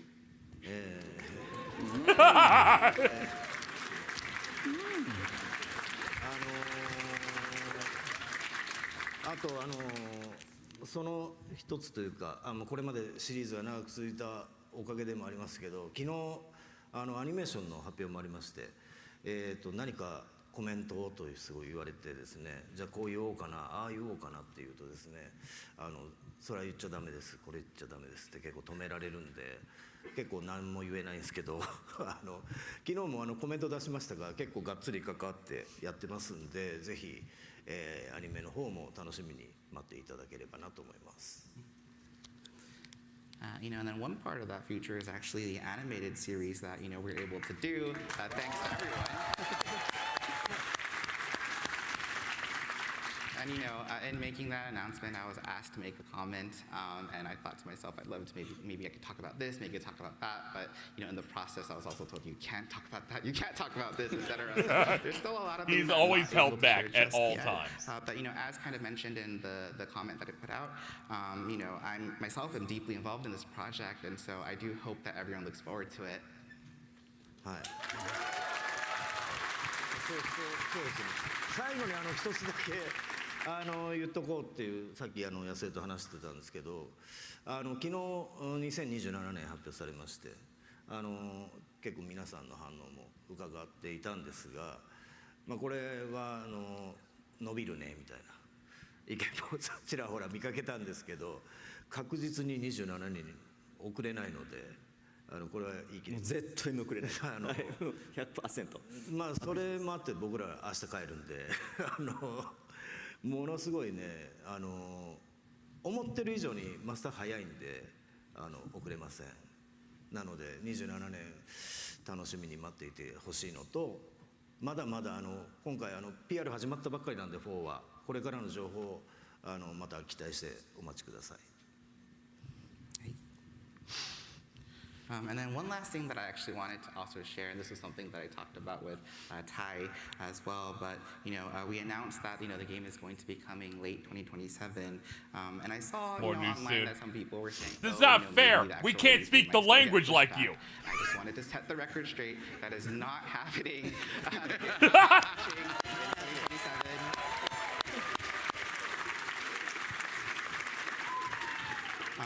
And so I do hope that people do look forward to the game coming in 2027, and all the marketing for the game has only just started, and so I do hope that people also look forward to hearing more news as well. Beautiful. Fuck yeah, dude. I want to thank the three of you guys so much for coming up here and sharing all of this with us. Make some noise for our Star Citizen panelists. Absolutely.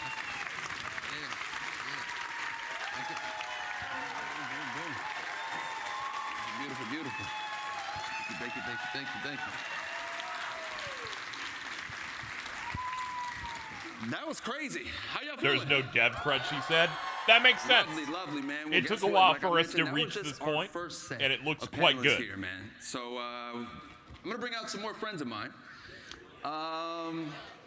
to expand on some other aspects of the Kingdom Hearts saga. At this We're gonna point, hear I bet that insights shit's done from even in Disney June. character voices. They're just holding and it back Kingdom Hearts voice talents. to give other Please releases welcome space. Renee Johnson, a creative director for Disney character voices, Haley Joel Osment, the English voice of Sora, and David Gallagher, the voice of Riku.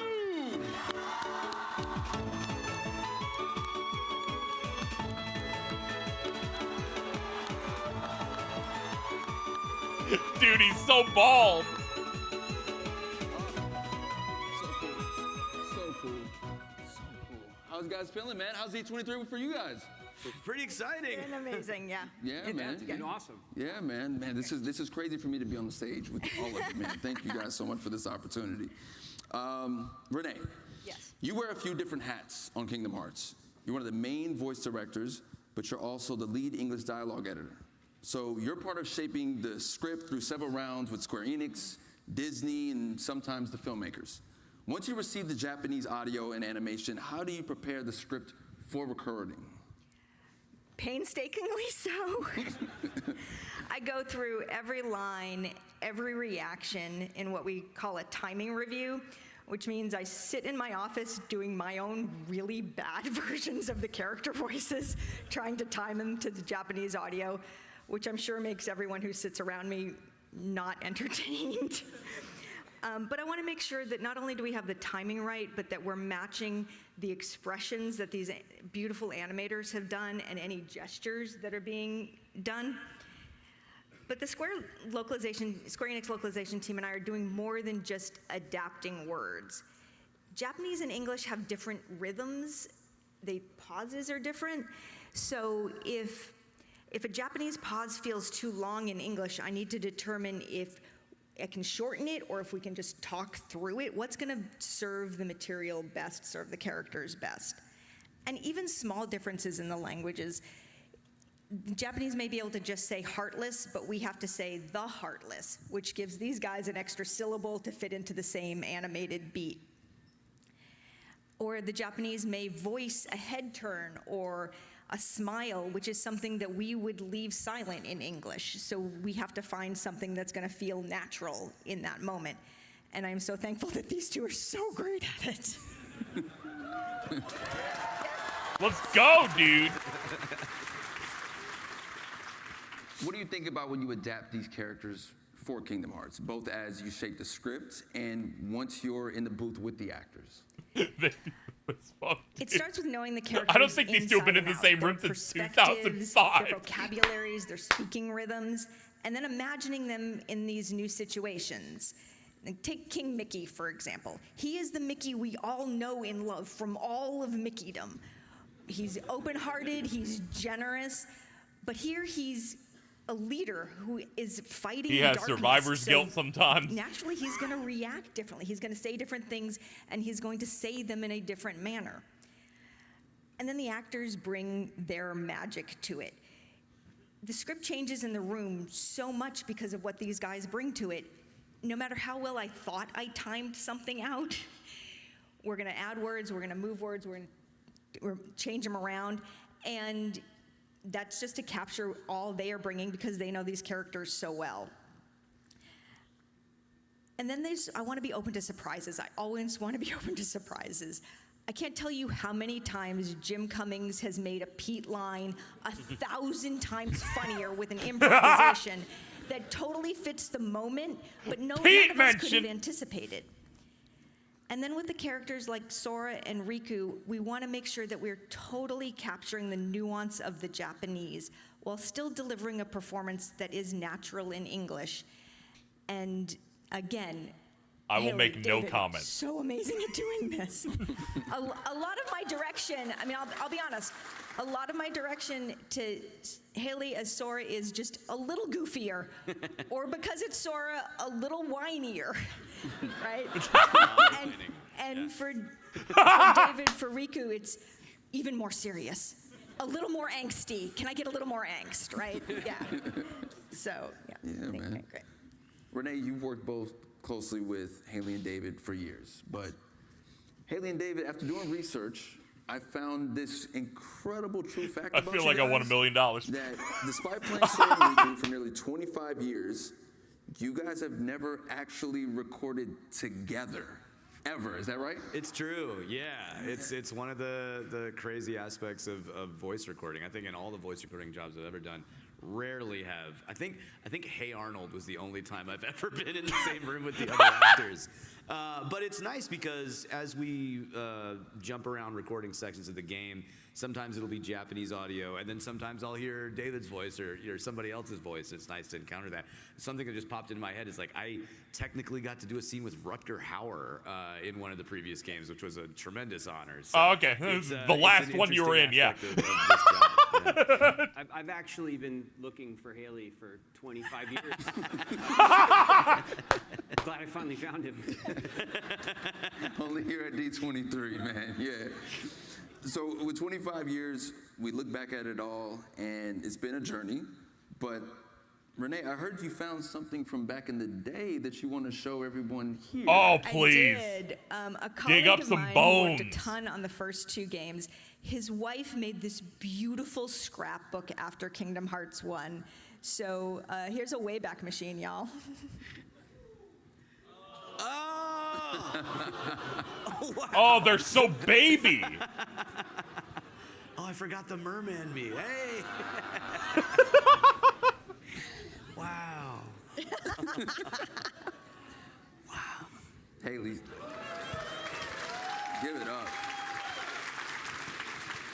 You can see like very baby no more on the back What too. comes to mind when you look at those photos? You know, making the first Kingdom Hearts. For fans who have never seen how the game is recorded, you know, what was the experience like from your side?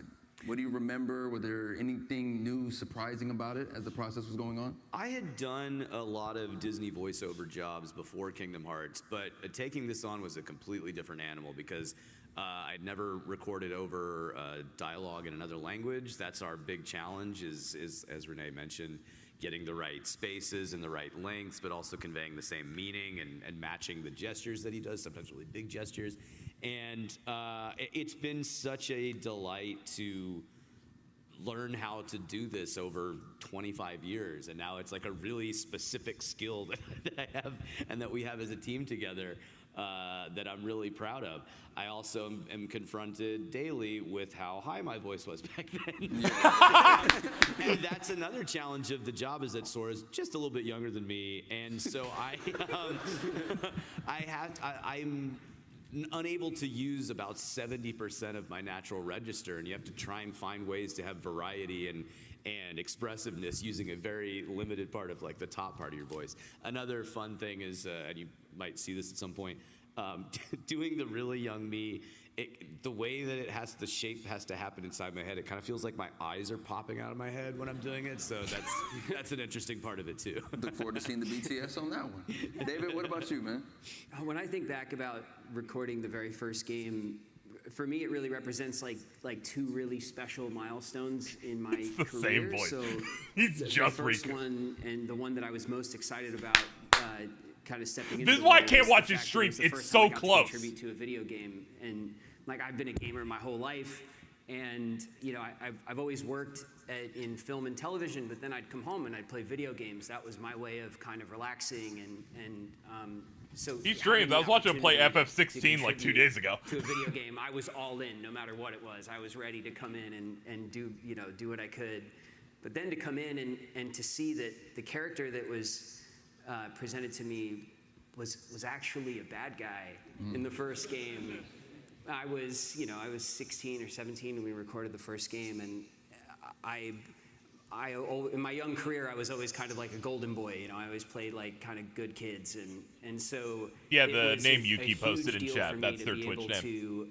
to portray a character that leaned into the darkness a little bit, and so You can watch Riku stream Persona it was 5 important Royal. to me that I stepped up to that challenge, And Hollow Knight.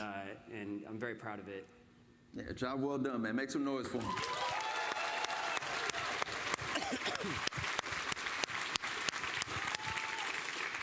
Renee had mentioned earlier that even a head turn or a smile can require a very specific sound.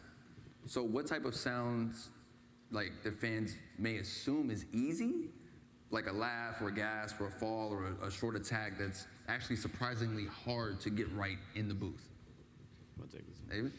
Well, all the fun noises we kind of bunch up for the very last day of recording. We call that fight day. So we oh boy, that's where we do all of our attacks and our damage, and you kind of finish your recording session. One when you're more all done with your final death scream. If you need to have like a kind of you're defeated, So we save all that fun stuff for the end. But I think in general, the most difficult kind of emotion to kind of the noise to make really is just genuine laughter. Sadness and anger, those are things that you kind of dig for internally. You kind of well it up inside of you and you look for it there.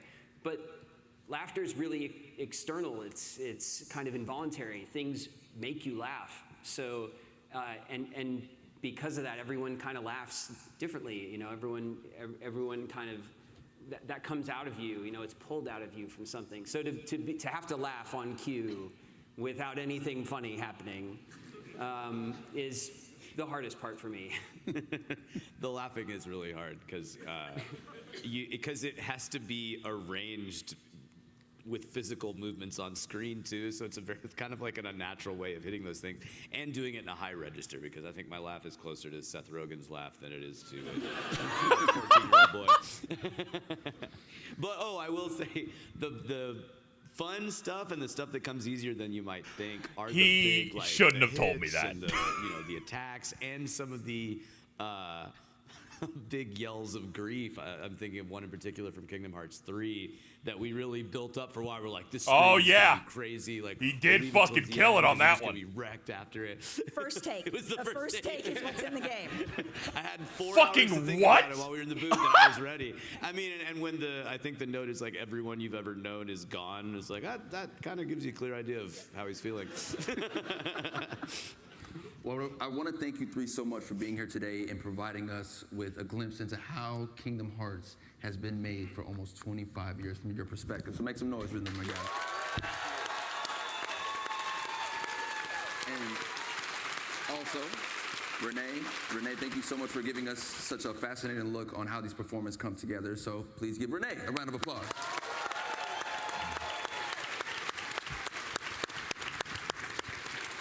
Now, before we move on, there is a special guest who would like to say something to you all. Who? Who could it be? Yeah. Scared. It's dark. Hi everyone, I'm Miwirino. Nice! Thank you for coming to It's OG D23 Sora.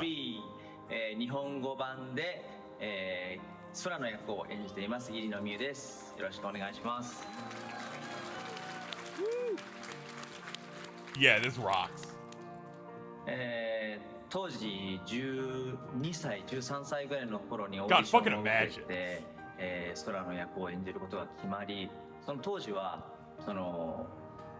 演じるっていうよりも、もうそのまま自分が、声を発することで空になる、いわゆる等身大で演じることができたんですが、それが年齢を重ねていくとともに空と自分とのギャップが生まれて、そのギャップに苦しんだこともあるし、今では空も成長してきたし、自分自身も役者としてのスキルも、含めて、マイク前に立てば空になれるっていう、本当にそういう一緒に旅をしてきたような、感覚があります。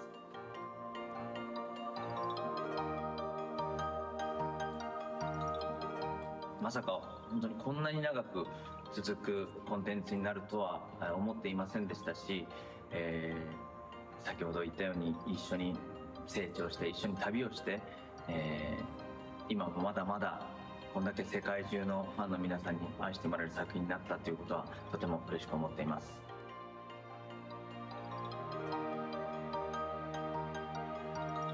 皆さん、これまでキングダムハーツシリーズを応援してくださって本当にありがとうございます。キングダムハーツの、収録はですね、他のゲームタイトルと比べても、自分の経験上ですけどものすごく大変で、一つの作品を撮るのにもう1年2年下手したら3年ぐらいかかるぐらい収録をしているんですね。その大変さがですね、こうやって皆さんに、届いているっていうのを感じると本当にやってよかったなと思いますし、これからも、空を演じていきたい、皆さんと共に、キングダムハーツシリーズを盛り上げていきたいなと思っています。本当にありがとうございます。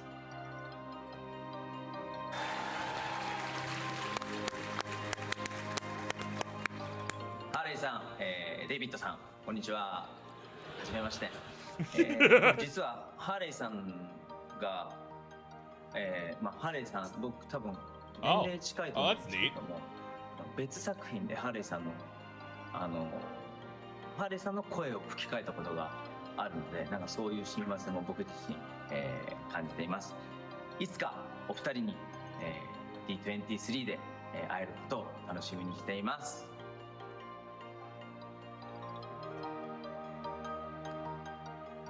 それでは最後に皆さん、つながる心が俺の力だ。 God, he's so good at it.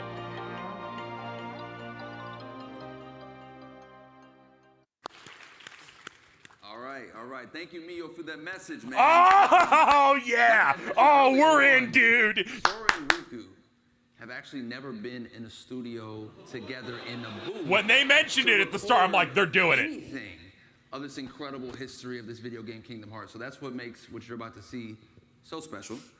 The reason being that Haley Joel Osment and David Gallagher will now perform the final scene from Kingdom Hearts 2. Oh my fucking God! Thank God I'm streaming. It's the only way I won't cry during this entire stream. I also get to be in on this. I get to read like what's going on. So just, I'm freaking out. Here we go.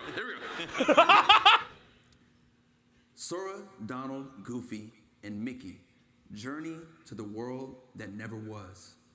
Organization 13 Stronghold, where they reunite with Riku and save Kairi. With victory seemingly at hand, Kairi, Mickey, Donald, and Goofy escape through a portal home. But before Sora and Riku can follow, Xemnas suddenly returns, cutting off their escape and forcing the two friends to remain behind for one final confrontation. Sora and Riku face off and defeat Xemnas, the leader of the Nobodies. We did it! Holy shit. At that moment, a bunch of nobodies appear and surround the two. I wouldn't be too sure of that. A flash of light, and all of the nobodies dissipate. We know Sora and Riku just got through with an epic and long-fought battle. They're both exhausted. Bro, clear with limit falls form. To his knees. Sora, I can't. Don't say another word. It's not over. It's just not.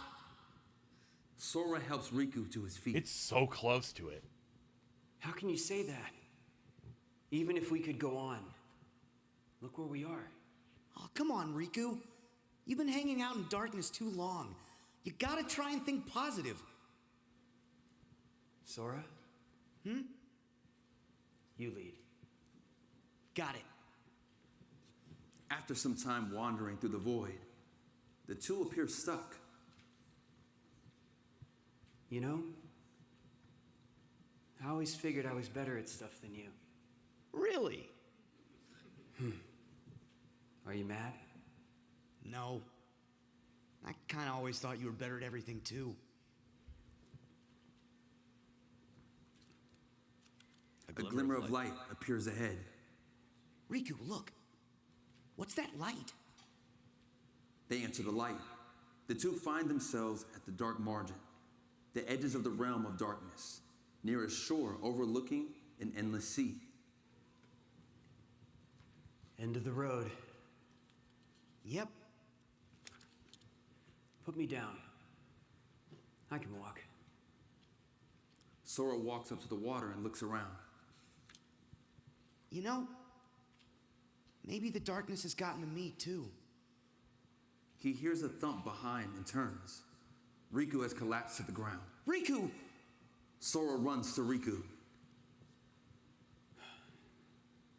This world is perfect for me.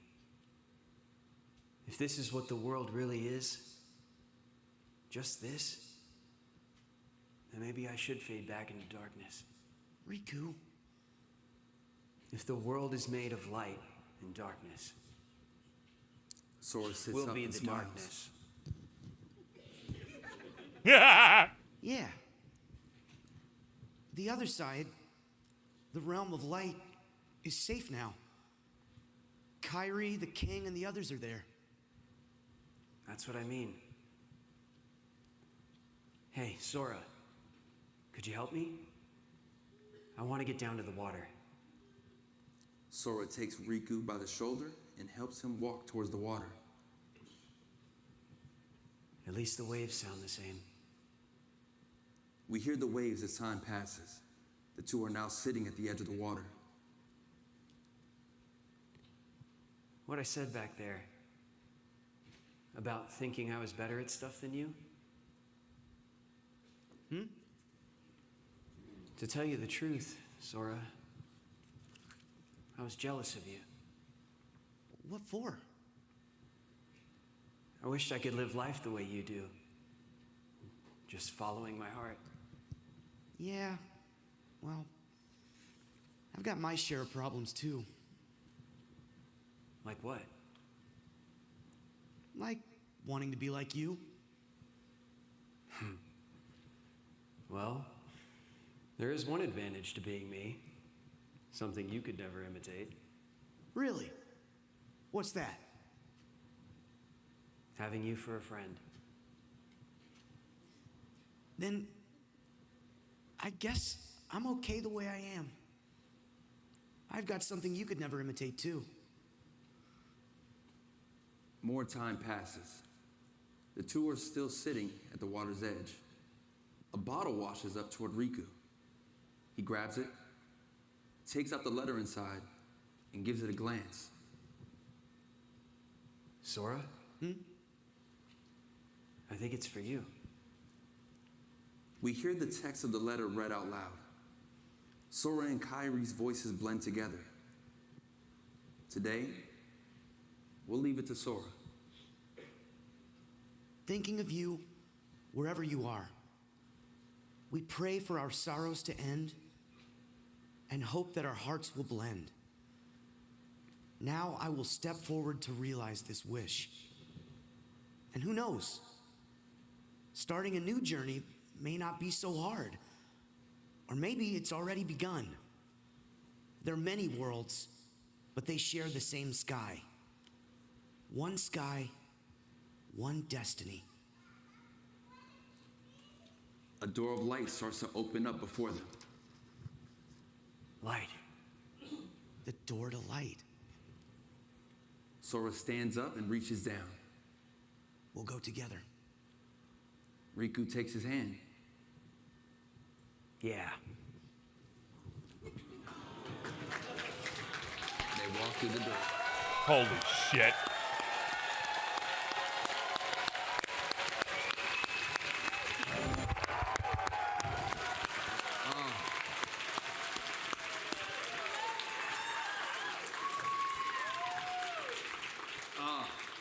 How does it feel, man? How does it feel for both of you to sit there and do that, man? Pretty good, pretty good. Took 25 years. I'm glad we finally did it. What a special treat. What'd you guys think about that? It was crazy. Listen, it's been an all-around amazing process. It felt like man. time Thank you guys so much stopped. for being here. I still want to figure out how we can capture this moment, though. I feel like we got to move some stuff out of the way. Let's just move some stuff out the way very quickly. Let's get this out the way.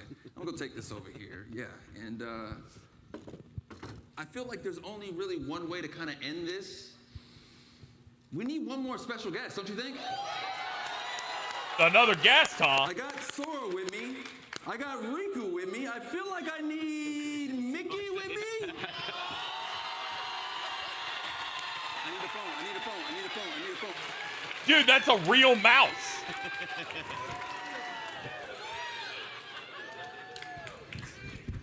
Now, all around, I just feel like we got to capture this moment with everybody in the room. Can we just get a big family group selfie right here? Let's turn around here. We're gonna turn around. Mickey, we're gonna turn around. I deeply respect. Oh, what a good shot! Kingdom Hearts on 3. 1, 2, 3. Kingdom Hearts. There it is. There it is. Yeah. All right. Thank you guys for coming out. Yo, is that Way to Dawn in the front? So long, everybody. Hope you had a great time.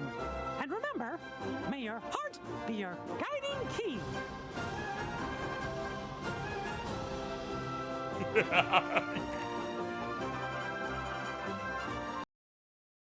How'd they sneak Olympus in at the end?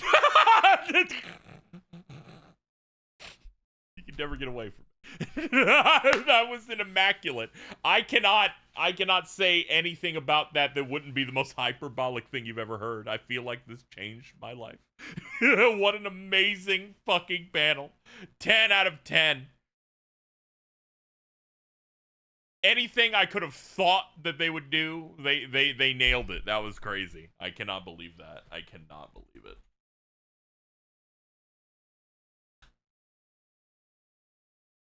There's doing a thing for the fan, and then there's like just everything that they would want that they don't know that they would want. All of it crazy. Where's the trailer? With all due respect, where is it? Where is it? Give it to me. I need it now. IGN has it. Well, we're gonna sit here and we're gonna breathe. Let's just sit here and breathe for a little bit. Let's hang out here. JP, let me see what this is on the side here. All right, this is the Japanese one. Looks like.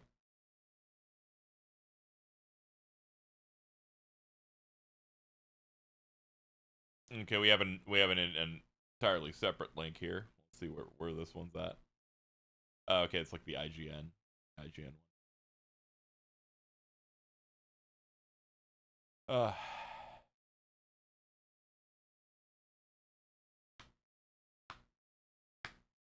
That was great.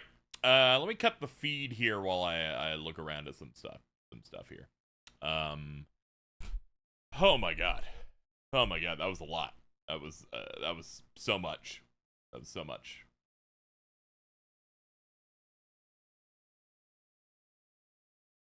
All right. Let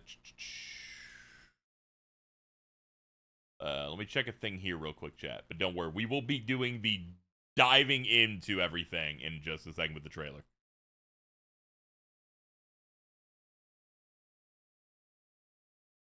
Okay, yeah, that is a Japanese mirror. We'll probably have to go for the... Yeah, we'll pick up the IGN one that has it in English, because there's a lot of English things that I need to listen to in my heart here. That is a priority. All right, let's set it to loop. Don't worry, you'll see it in a second. Also, consider refreshing, chat. If you've been here the whole time, we did drop 1,000 frames at some point, which is like 0.2% of the stream. But if you want to be as accurate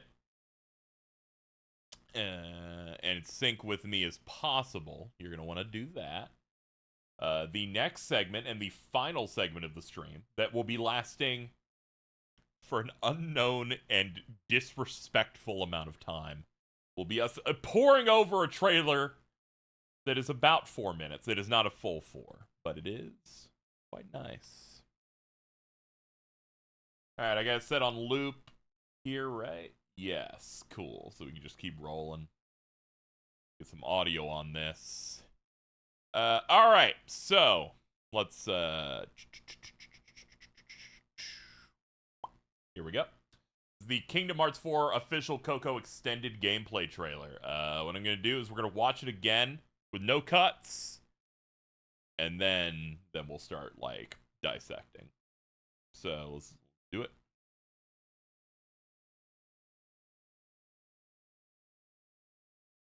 And let me get you guys audio. There we go. Gracias.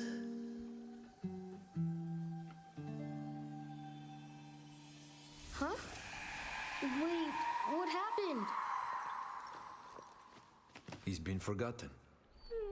When there's no one left in the living world who remembers you, you disappear from this world. We call it the final death. Hey, it happens to everyone eventually. Come on, De La Crucito. You got a contest to win.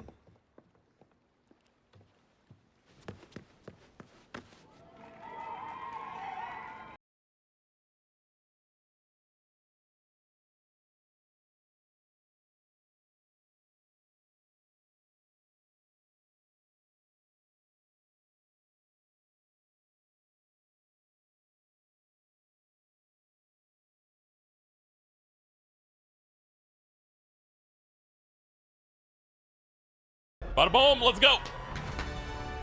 All right. Uh-huh. This is Quadratum. Oh, I gotta watch it once.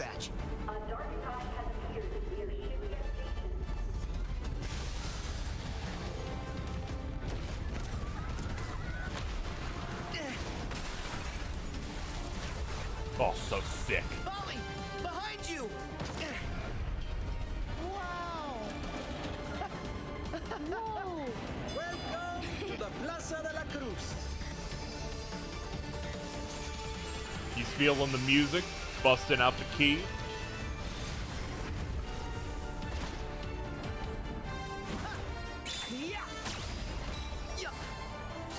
This is a good theme, by the way. Really like it.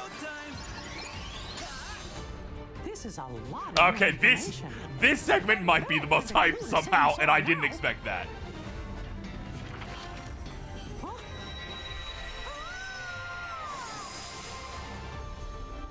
Holy shit. Oh, it's like a little thumbtack. Okay.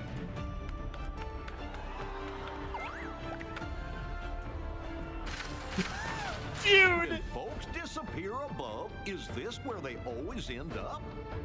But Sora isn't here. Wow. Oh, man. Olympus will always be here. Wave 1 of 3, huh?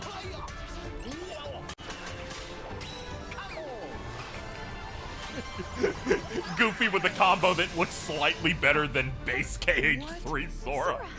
Is something wrong? What can you see? Sora, hey! Whoa. Dude, those fits, man.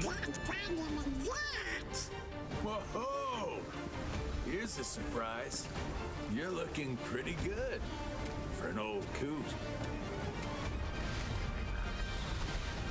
Dude, you're way older. Fuck off.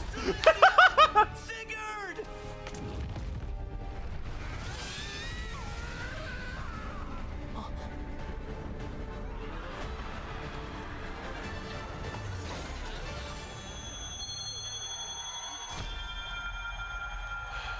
Holy shit, dude. Alright, first off, is there, there we go. Hide. I don't want to see those every time they pop up. We will now go through, slowly, the part where the trailer starts. And we all, as we all know, it does not start until about 1:12.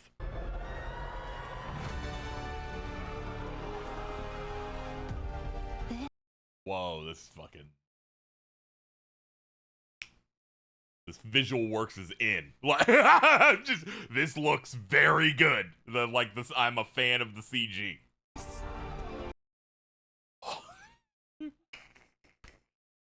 And thus, social media banners for Kingdom Hearts fans were filled with this shot. Is Quadratum. They're asking for Dandelion Dispatch. Alright, hold on. What is... it's hard to hear it.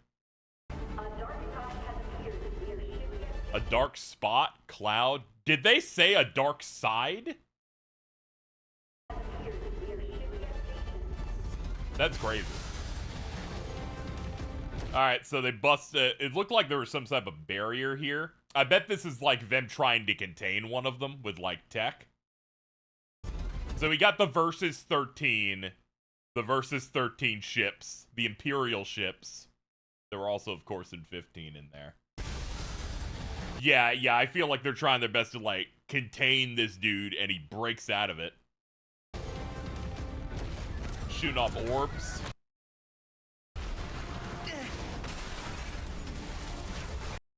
Ooh, man, these guys look crazy. Molly, behind you! All right, let's get a good shot. Good shot of this. I like him. He looks swag. I'm a fan of him. Was she holding a cat? You mean like the... Oh, hold on. Let's, We're here, baby. This is great. This fucking rocks. That's my hero, dude. God, his looks so good. So sick. Molly, behind you! Hold on. I want to look at something on the side here. What is that? What do you think that is? It's got some particles coming out. It's got Kingdom Hearts-esque, like, symbol shit. The bottom barrel there. Molly! Wait, hold on. Hold on. It even, like, holds a little bit. Looks to be something... Look at that. There's, like, weird particle glass shit shooting out of it, too. And we got the new things. Roppongi Tori Avenue. Jesus Christ. Molly, behind you! Oh, hold on. We gotta... There's something I wish to also investigate here. We're doing frame by frame. It's important. See if I can find the exact spot. Important. Sora's Rolex. That's what I wanted to see right there, baby. Yeah. He's got a watch. It costs too much. Also, as I said in the breakdown we did last night, earpiece. Earpiece. They're going to be communicating like this from a distance. Like, I imagine whatever faction Sigurd is a part here. The Dandelion Dispatch stuff, I guess, will be here. Will the VOD be available? Yes. And there will be an edited down version of what we're doing here for the lounge channel. Behind you! Wow! Alright, so, yep, this basic extended version of a look at this awesome location.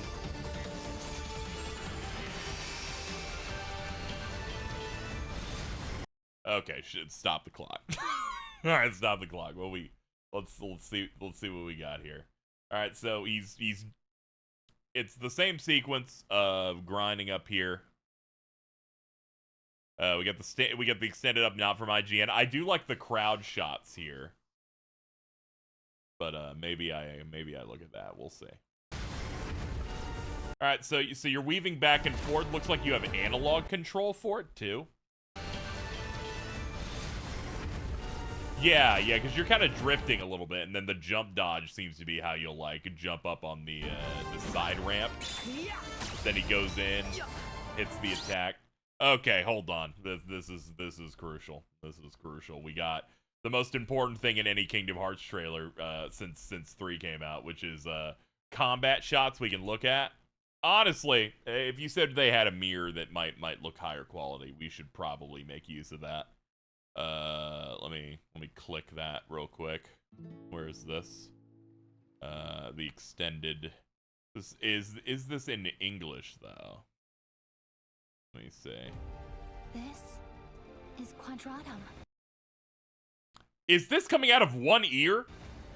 Okay, well, we're not using that one. That one, it's only coming out of the left channel. We'll just deal with this then. I don't know. Square Enix Asia, like they might have fucked up on it. It's not your fault. I'm wondering what's going on with them. Okay, we can go back to looking at this one. Hold on. Let's get honestly, maybe I do playback speed. How about I do this, but I mute it so that we can see the animation a little better.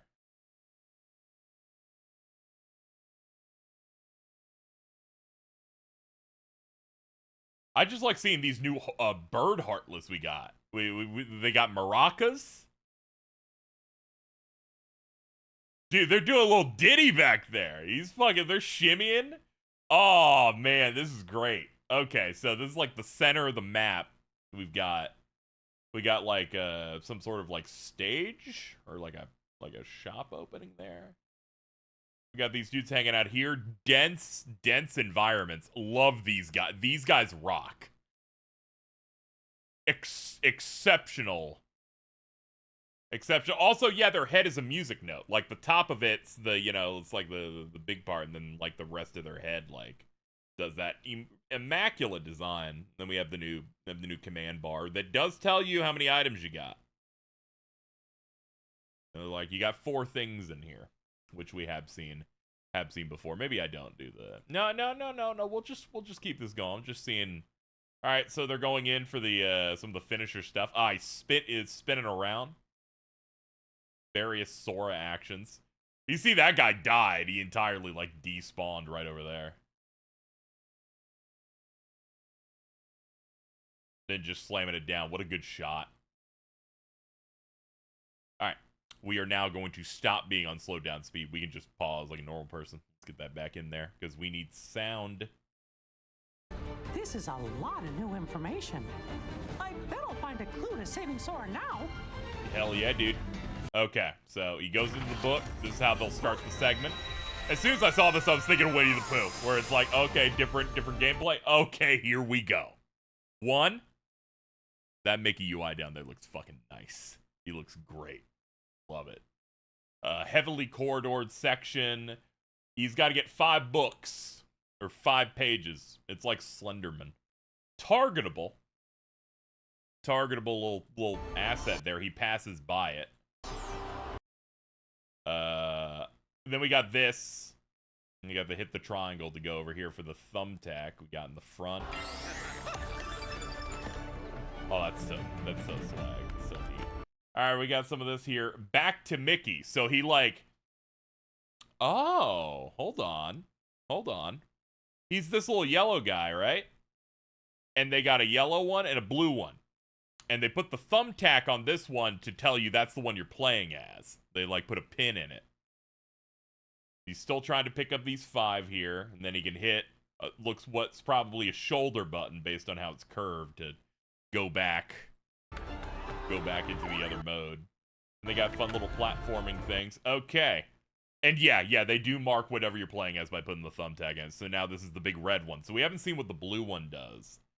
And he can like, you can swap back to the original guy. And this is an entirely different section because you can see there's a different requirement. There's 3. He can throw. Moving through. It looks like they mark where the actual Mickey is on the map, like right here. So this looks great. All the paper craft and stuff like this looks delightful. Maybe that's a thing you can pick up over there. Can he throw Mickey? Maybe. And he's like busting. He's just busting through. When folks disappear above, all right, that's really good. I really love that stuff. But I'm very excited to look at this. All right, stop this shit right now. Okay, so we're going in. All right, so this section, you're Donald. All right, you're swapping between all my soldiers. I saw this up here.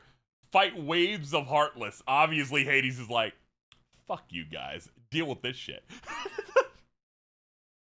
I can't believe this. Oh! Look. There's a button.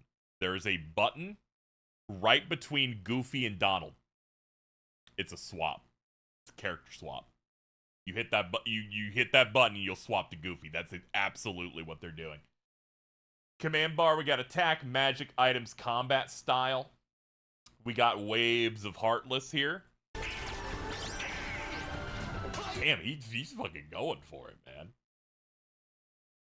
So this looks like an entirely other different area. Yeah, the lighting is entirely different. Fusion jump. Yeah, because Goofy's like, fusion spin and stuff like that. Go on, hitting large bodies. Let's go watch it again, Uncut. Let's admire the speed and combo stuff we got going on.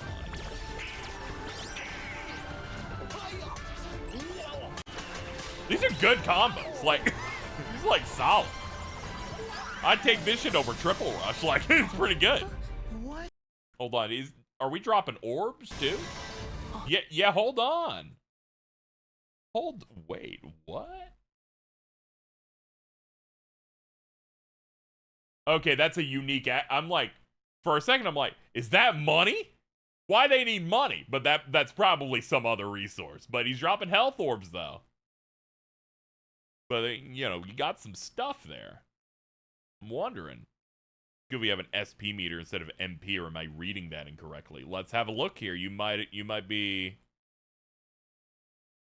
have, yes, you are right. He uses SP. They changed his resource because he doesn't use magic. Maybe it's like stamina points? Yeah, stamina points, soldier points, something like that. That's... Oh my god, I would have entirely missed that. Goofy points. Alright, I need to see. Show me these slowed down. I wanna like admire the animation a little bit. Because we have playable Donald and Goofy segments, and they actually like look fun.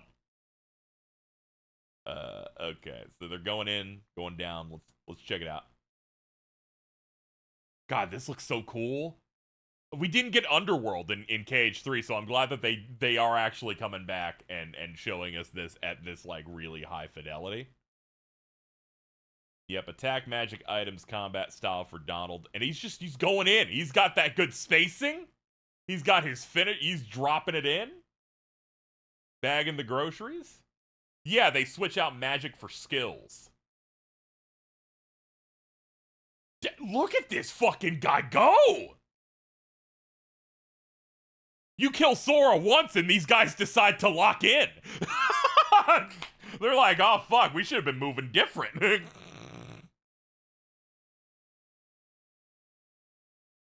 And then they just go in for this crazy, crazy goofy tornado.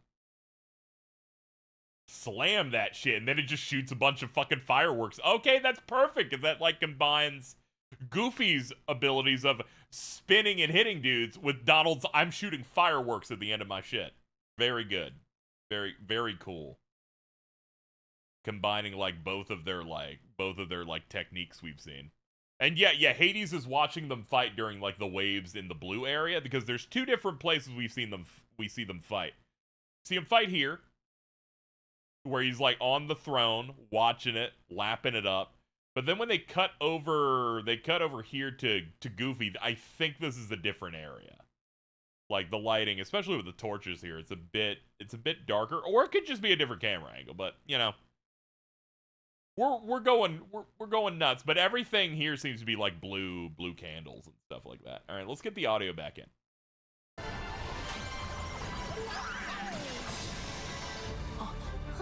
What? Sora, is something wrong? What can you see? Sora, hey! Still no idea if he knows who they are. Okay, hold up, roll it back. What the fuck we got going on here? What is this? This zoot suit they got Donald Duck wear with his fucking bow tie, dude. And Goofy, he's got a hidden Mickey belt buckle. Oh, this rocks. This rocks. My prediction so far is that they'll maybe do a thing where like Donald and Goofy try to catch up to Sora in Disney Worlds, but they just miss him. Or Sora does run into them, but they can't touch Quadratum. Like they make Disney Worlds where those always exist in the universe. But Quadratum is a specialized space that they just cannot, and Disney World could be where they connect with them in that way. There's going to be something going on. Because they've really blown it wide open by letting them be in these worlds. It entirely changes expectation of maybe what's going on with it. Either way, just wondering what they're going to be doing. Expectations? These Donald and Goofy segments that we saw, that could be the only ones they get. That could have been their Demon Tower. We don't know yet. But it's looking pretty good. It's looking pretty tough. Those combos are good. Those combos that they gave them are solid. I'm liking this. Liking it a lot. Okay, and then we see a lot of crowd shots here. God. I gotta watch this movie. I gotta see what's going on with this Coco film. I gotta check this shit out. Shout out to Bridget, who was talking about the trailer when they just woke up last night. And they're like, yeah, maybe we'll get an extended version of that Encanto trailer. I'm like, different Mexican Disney film, but close enough.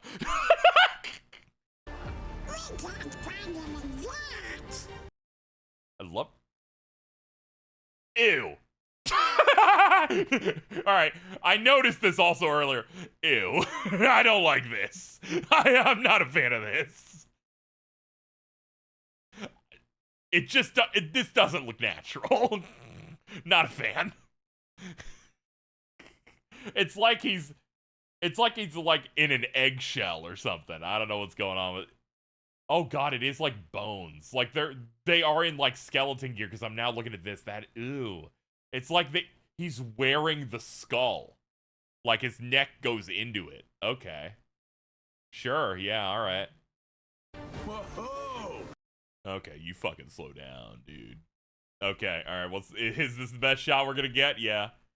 See, you can tell this game's real because the hair is dithering like crazy. I need you to know, my heart almost exploded as soon as I heard fucking, as soon as I heard Xigbar. Here's a surprise. You're looking pretty good for an old coot. God. Oh, he's on there. He's on it, man. Okay, this also basically confirms that at least one of the two people we saw in the first Kingdom Hearts 4 trailer was Xigbar/Lucio. Shout out to the VA. I forget his name who does Xigbar. But he said, I love Kingdom Hearts. They always keep me fed. They always bring me back, and I really appreciate it. He also said, because of someone's cameo, I think it might have been Princess Demnis on Twitter, that when he first did the role for Kingdom Hearts 2, his audition, James Patrick Stewart is his name, he was sick when he did his audition, and they liked that take and hired him off that, and they've always been trying to get him back in that, like, register. And I think that's really funny. Imagine, like, grabbing your gig by having a cold. Okay, and then we get this shot again. I don't think there is anything too crazy here. Never mind. Forgot about the soldiers with spears and shields. Forgive me. There's a million things happening in this. I bet these guys specifically are with Luke's sword and perhaps Yozora. I bet this is their faction. I think about when Luke's sword wakes up Yozora at the end of the KH3 secret boss, and he goes, "Commander." So Yozora is something of status. He is a boss to people. All right, so we go in here. Do they Are you serious? In both trailers, those fuckers refuse to tell me what this is. They're such assholes, even in this one. Okay, hold on. He's like, this shit's bad. Like, he's like, oh, we're fucked.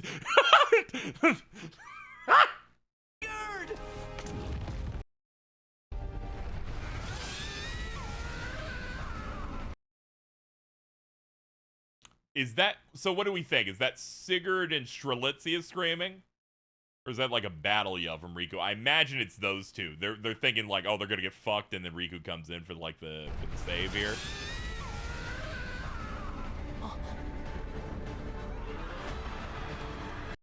Oh god, man, he looks so fucking sick. I like how he basically parried them. Like the fucking dark side looks tired. All right, give me a shot of my guy here. Yeah, he looks perfect. He looks exactly like what I expect. We got the pattern. Zoom in on the back of his shirt. Okay, I imagine from here I can frame by frame it. All right, let's see. There seems to be like the Kingdom Hearts like a little heart here. Something I don't recognize. A little bit. He's rocking his Braveheart whatever dimple key. He's got the sleeveless look going on. Oh, that might have been like a Dream Eater Nightmare emblem or something. Yeah, something cool like that. Yeah, like this thing has been completely parried, and he's like jumping back.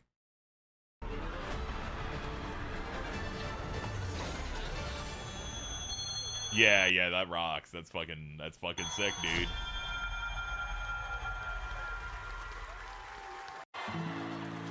Oh man, nice. Let's roll through it again. Let's talk shop a little bit.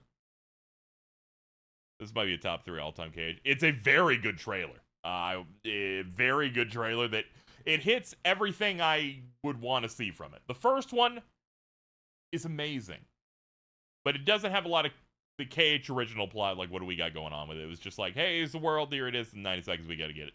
We got to get in fast. This one gives you just enough, like, things to talk about and think about.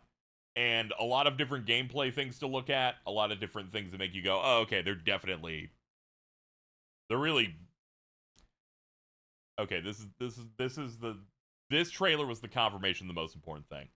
This is a video game that clearly had no fucking trouble in development. And you can fucking tell. Like you can very easily tell they're like, we were locked in immediately. There were no issues. We got to put everything we wanted in. Now, most importantly, oh my god.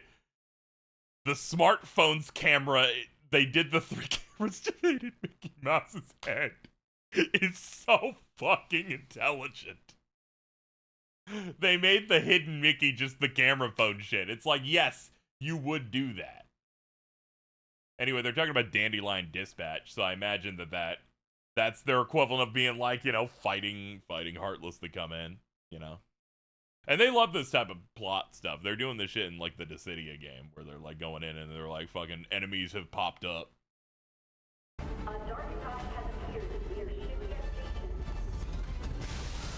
We're locking the shit down. I want to look at that crowd shot again real quick, if possible. There we go. Anything worth seeing here? Something with like a 350. Other posters. Airplane. More Scala-esque symbols for stuff. Alright, he's running in. Jumping out. I imagine that's from the section that we saw of like fighting the dark side that initial time. Let's just like look at this a little bit. Alright. A lot of like shattering effects. Like they're warping space. Like they're really coming in from another dimension and like cars and stuff are getting like corrupted. And they're floating out like it's like almost space-like. You know?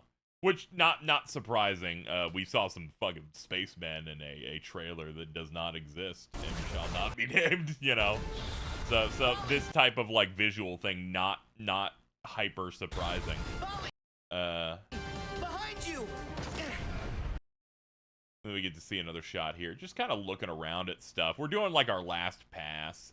You know, with all the skeletons up in Coco, I wonder how different this game would look in China. I imagine it's fine. If they had concerns about it, they probably just wouldn't have gone for it.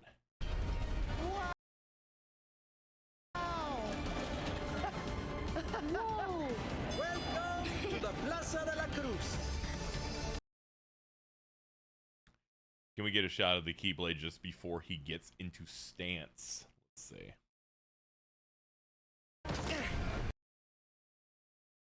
Let's see.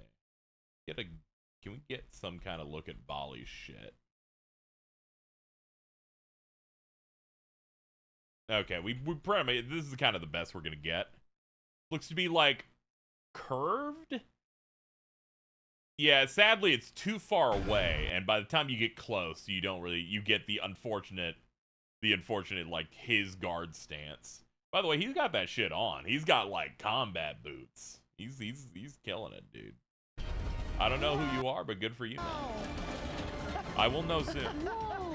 I'll figure it out. To the Plaza de la Cruz.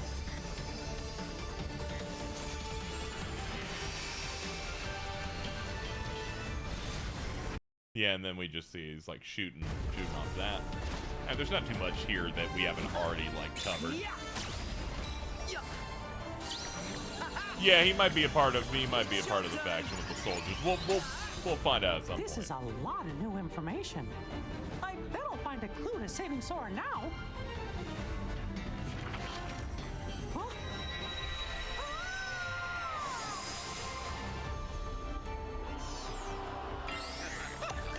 It's nice to see some destructible stuff that they're clearly passing up, too.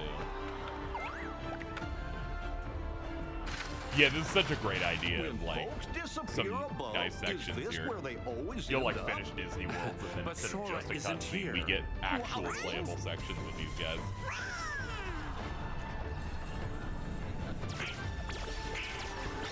This is fucking.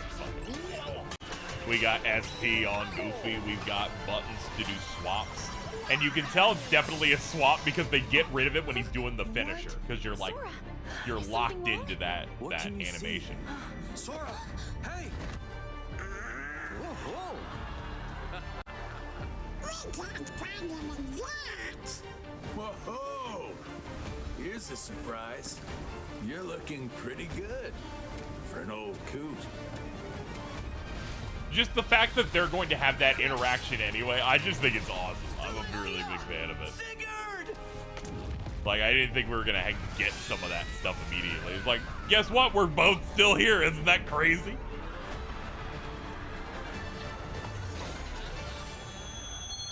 Yeah, what a fantastic trailer that was. Fucking killer, dude. We are here and it's going so well. I love that they really stamped down that they're definitely coming out in 2027 because of course they want that to come out in physical. They want this to come out physically, all that shit. Great. So I'm gonna call my shot. This shit is basically almost done. I bet if they could put this out in May, they would. But they are spacing it out because Revelation is coming out in spring. And Evercold is coming out in early at the start. They're spacing it out financially so it can be in specific quarters. This seems like, and I can't believe it, a Kingdom Hearts game that is done and they can just like let simmer, and they can pace it out. This is great. It's wonderful. I love living in this life. The only thing that looks rough is the young Xehanort hair thing, and I totally get why. Because this is an in-engine cutscene that is at high fidelity, that has fabric that moves like this with dots on Sigmar's coat reflecting like the water going on of it. It's melting down. It's like clearly raining in this scene. And you can see all of that going down, and they've textured this like clearly going in pretty hard. Fucking real ass boots. These are crazy. The jump. Also, yeah, transparency. The transparent umbrella also crazy. Oh, here's a surprise. What's exciting about Quadratum is the fact that you're just gonna have so many different cutscenes of different groups in the same central location. Like, that's going to be what makes this so different because they've said that this is basically the hub world for the game, which is gonna be it's the X factor, the key factor in this one. He just swag as hell. Those are some high boots too. Killing it. You're looking pretty good for an old coot. Yeah, you can tell if you look like at his torso, you can see this side, like the reins kind of just like they're doing their best to simulate the droplets bouncing off of it. Did he ask anything else? I do not think so. It's just this trailer because they opened it saying that Coco was all the information we had, and we had this extended trailer, and that's what we do, which makes sense. They want their news beat to be, here is a big trailer for it. Here's the next world. The next time they appear, it's another Disney world, and then a little bit more of this plot stuff, and then we're just gonna be rolling. My prediction is probably Tokyo Game Show. Opening Night Live is happening in 10 days, but they're like, we can't be wasteful. We can maybe wait a month to another event and also want to serve the Japanese audience because this was exclusively servicing the American audience, the Western. And then TGA's is in December. April. Star Wars Celebration happens, if they're putting a Star Wars world in, they could just skip TGAs and do it there. Especially with a brand new Star Wars film coming out in May, the Ryan Gosling one. Yeah. I'm curious with Zigbar calling him Old Coot. I wonder if that is current Nort. But yeah, we'll see.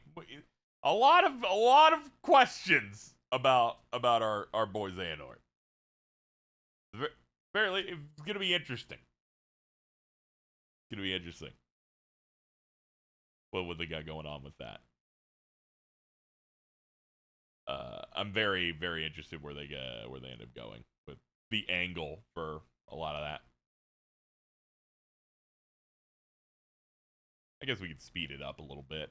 We're gonna get ready to wrap up though, I think, right? Because we've been going for a bit, and I am drained. I am honestly exhausted, and all I want to do is watch other people watch this. I just want to see other people experience for the first time this 4-minute Kingdom Hearts trailer and stuff like that. It's been great. I am going to edit this together. So on the KZ's Lounge channel where I do react content, the podcast stuff, and any solo videos I feel like doing, we'll have something edited down that'll have this and my first reaction to it. And the full uncut version of this stream, which we watched some trailers beforehand and did not know we were going to get our ass blown out by this panel. That will be up on the VOD channel as well. I'm very wired, but you're going to have to wait. It's probably going to take me like a couple hours to get it all ready. But yeah, fucking awesome. Very good. I loved everything about this. This is genuinely one of the best showings of this series ever. The only reason I did not cry during this stream is just because it was so exciting and the electric energy of it. It's my favorite series ever, and I cannot believe it got this level of production, gravitas, the showing. Just the way it was all presented was in such a respectful and beautiful way. I was really, really happy about what they showed here. So that's gonna do it. That is the Kingdom Hearts D23 show. I told you back in June that they would show up here, and as expected, I was not only correct, but it was a fucking show stopper. Thank you so much to VinP95 and Blue Princess for tipping. I really appreciate it. Thank you to Orin Bloodstone and Snack Canary for that. I really, really appreciate all that. So, yeah, I'll be back tomorrow. We're going to be finishing up Xenoblade Chronicles 2. So, head on over if interested. Tetsuya Nomura is involved in that too. All right, let's get out of here. Thank you. Thank you so much, everybody. Man, I'm bubbling. I'm dizzy. I feel sick. I'm going to send you somewhere. Where we send, you know what? I'm going to send you over to Sham. Because I keep forgetting that I should raid people. So I'm going to send you over. Let's get you on over there. So let's get this set up. And yeah, also let me kill the VOD.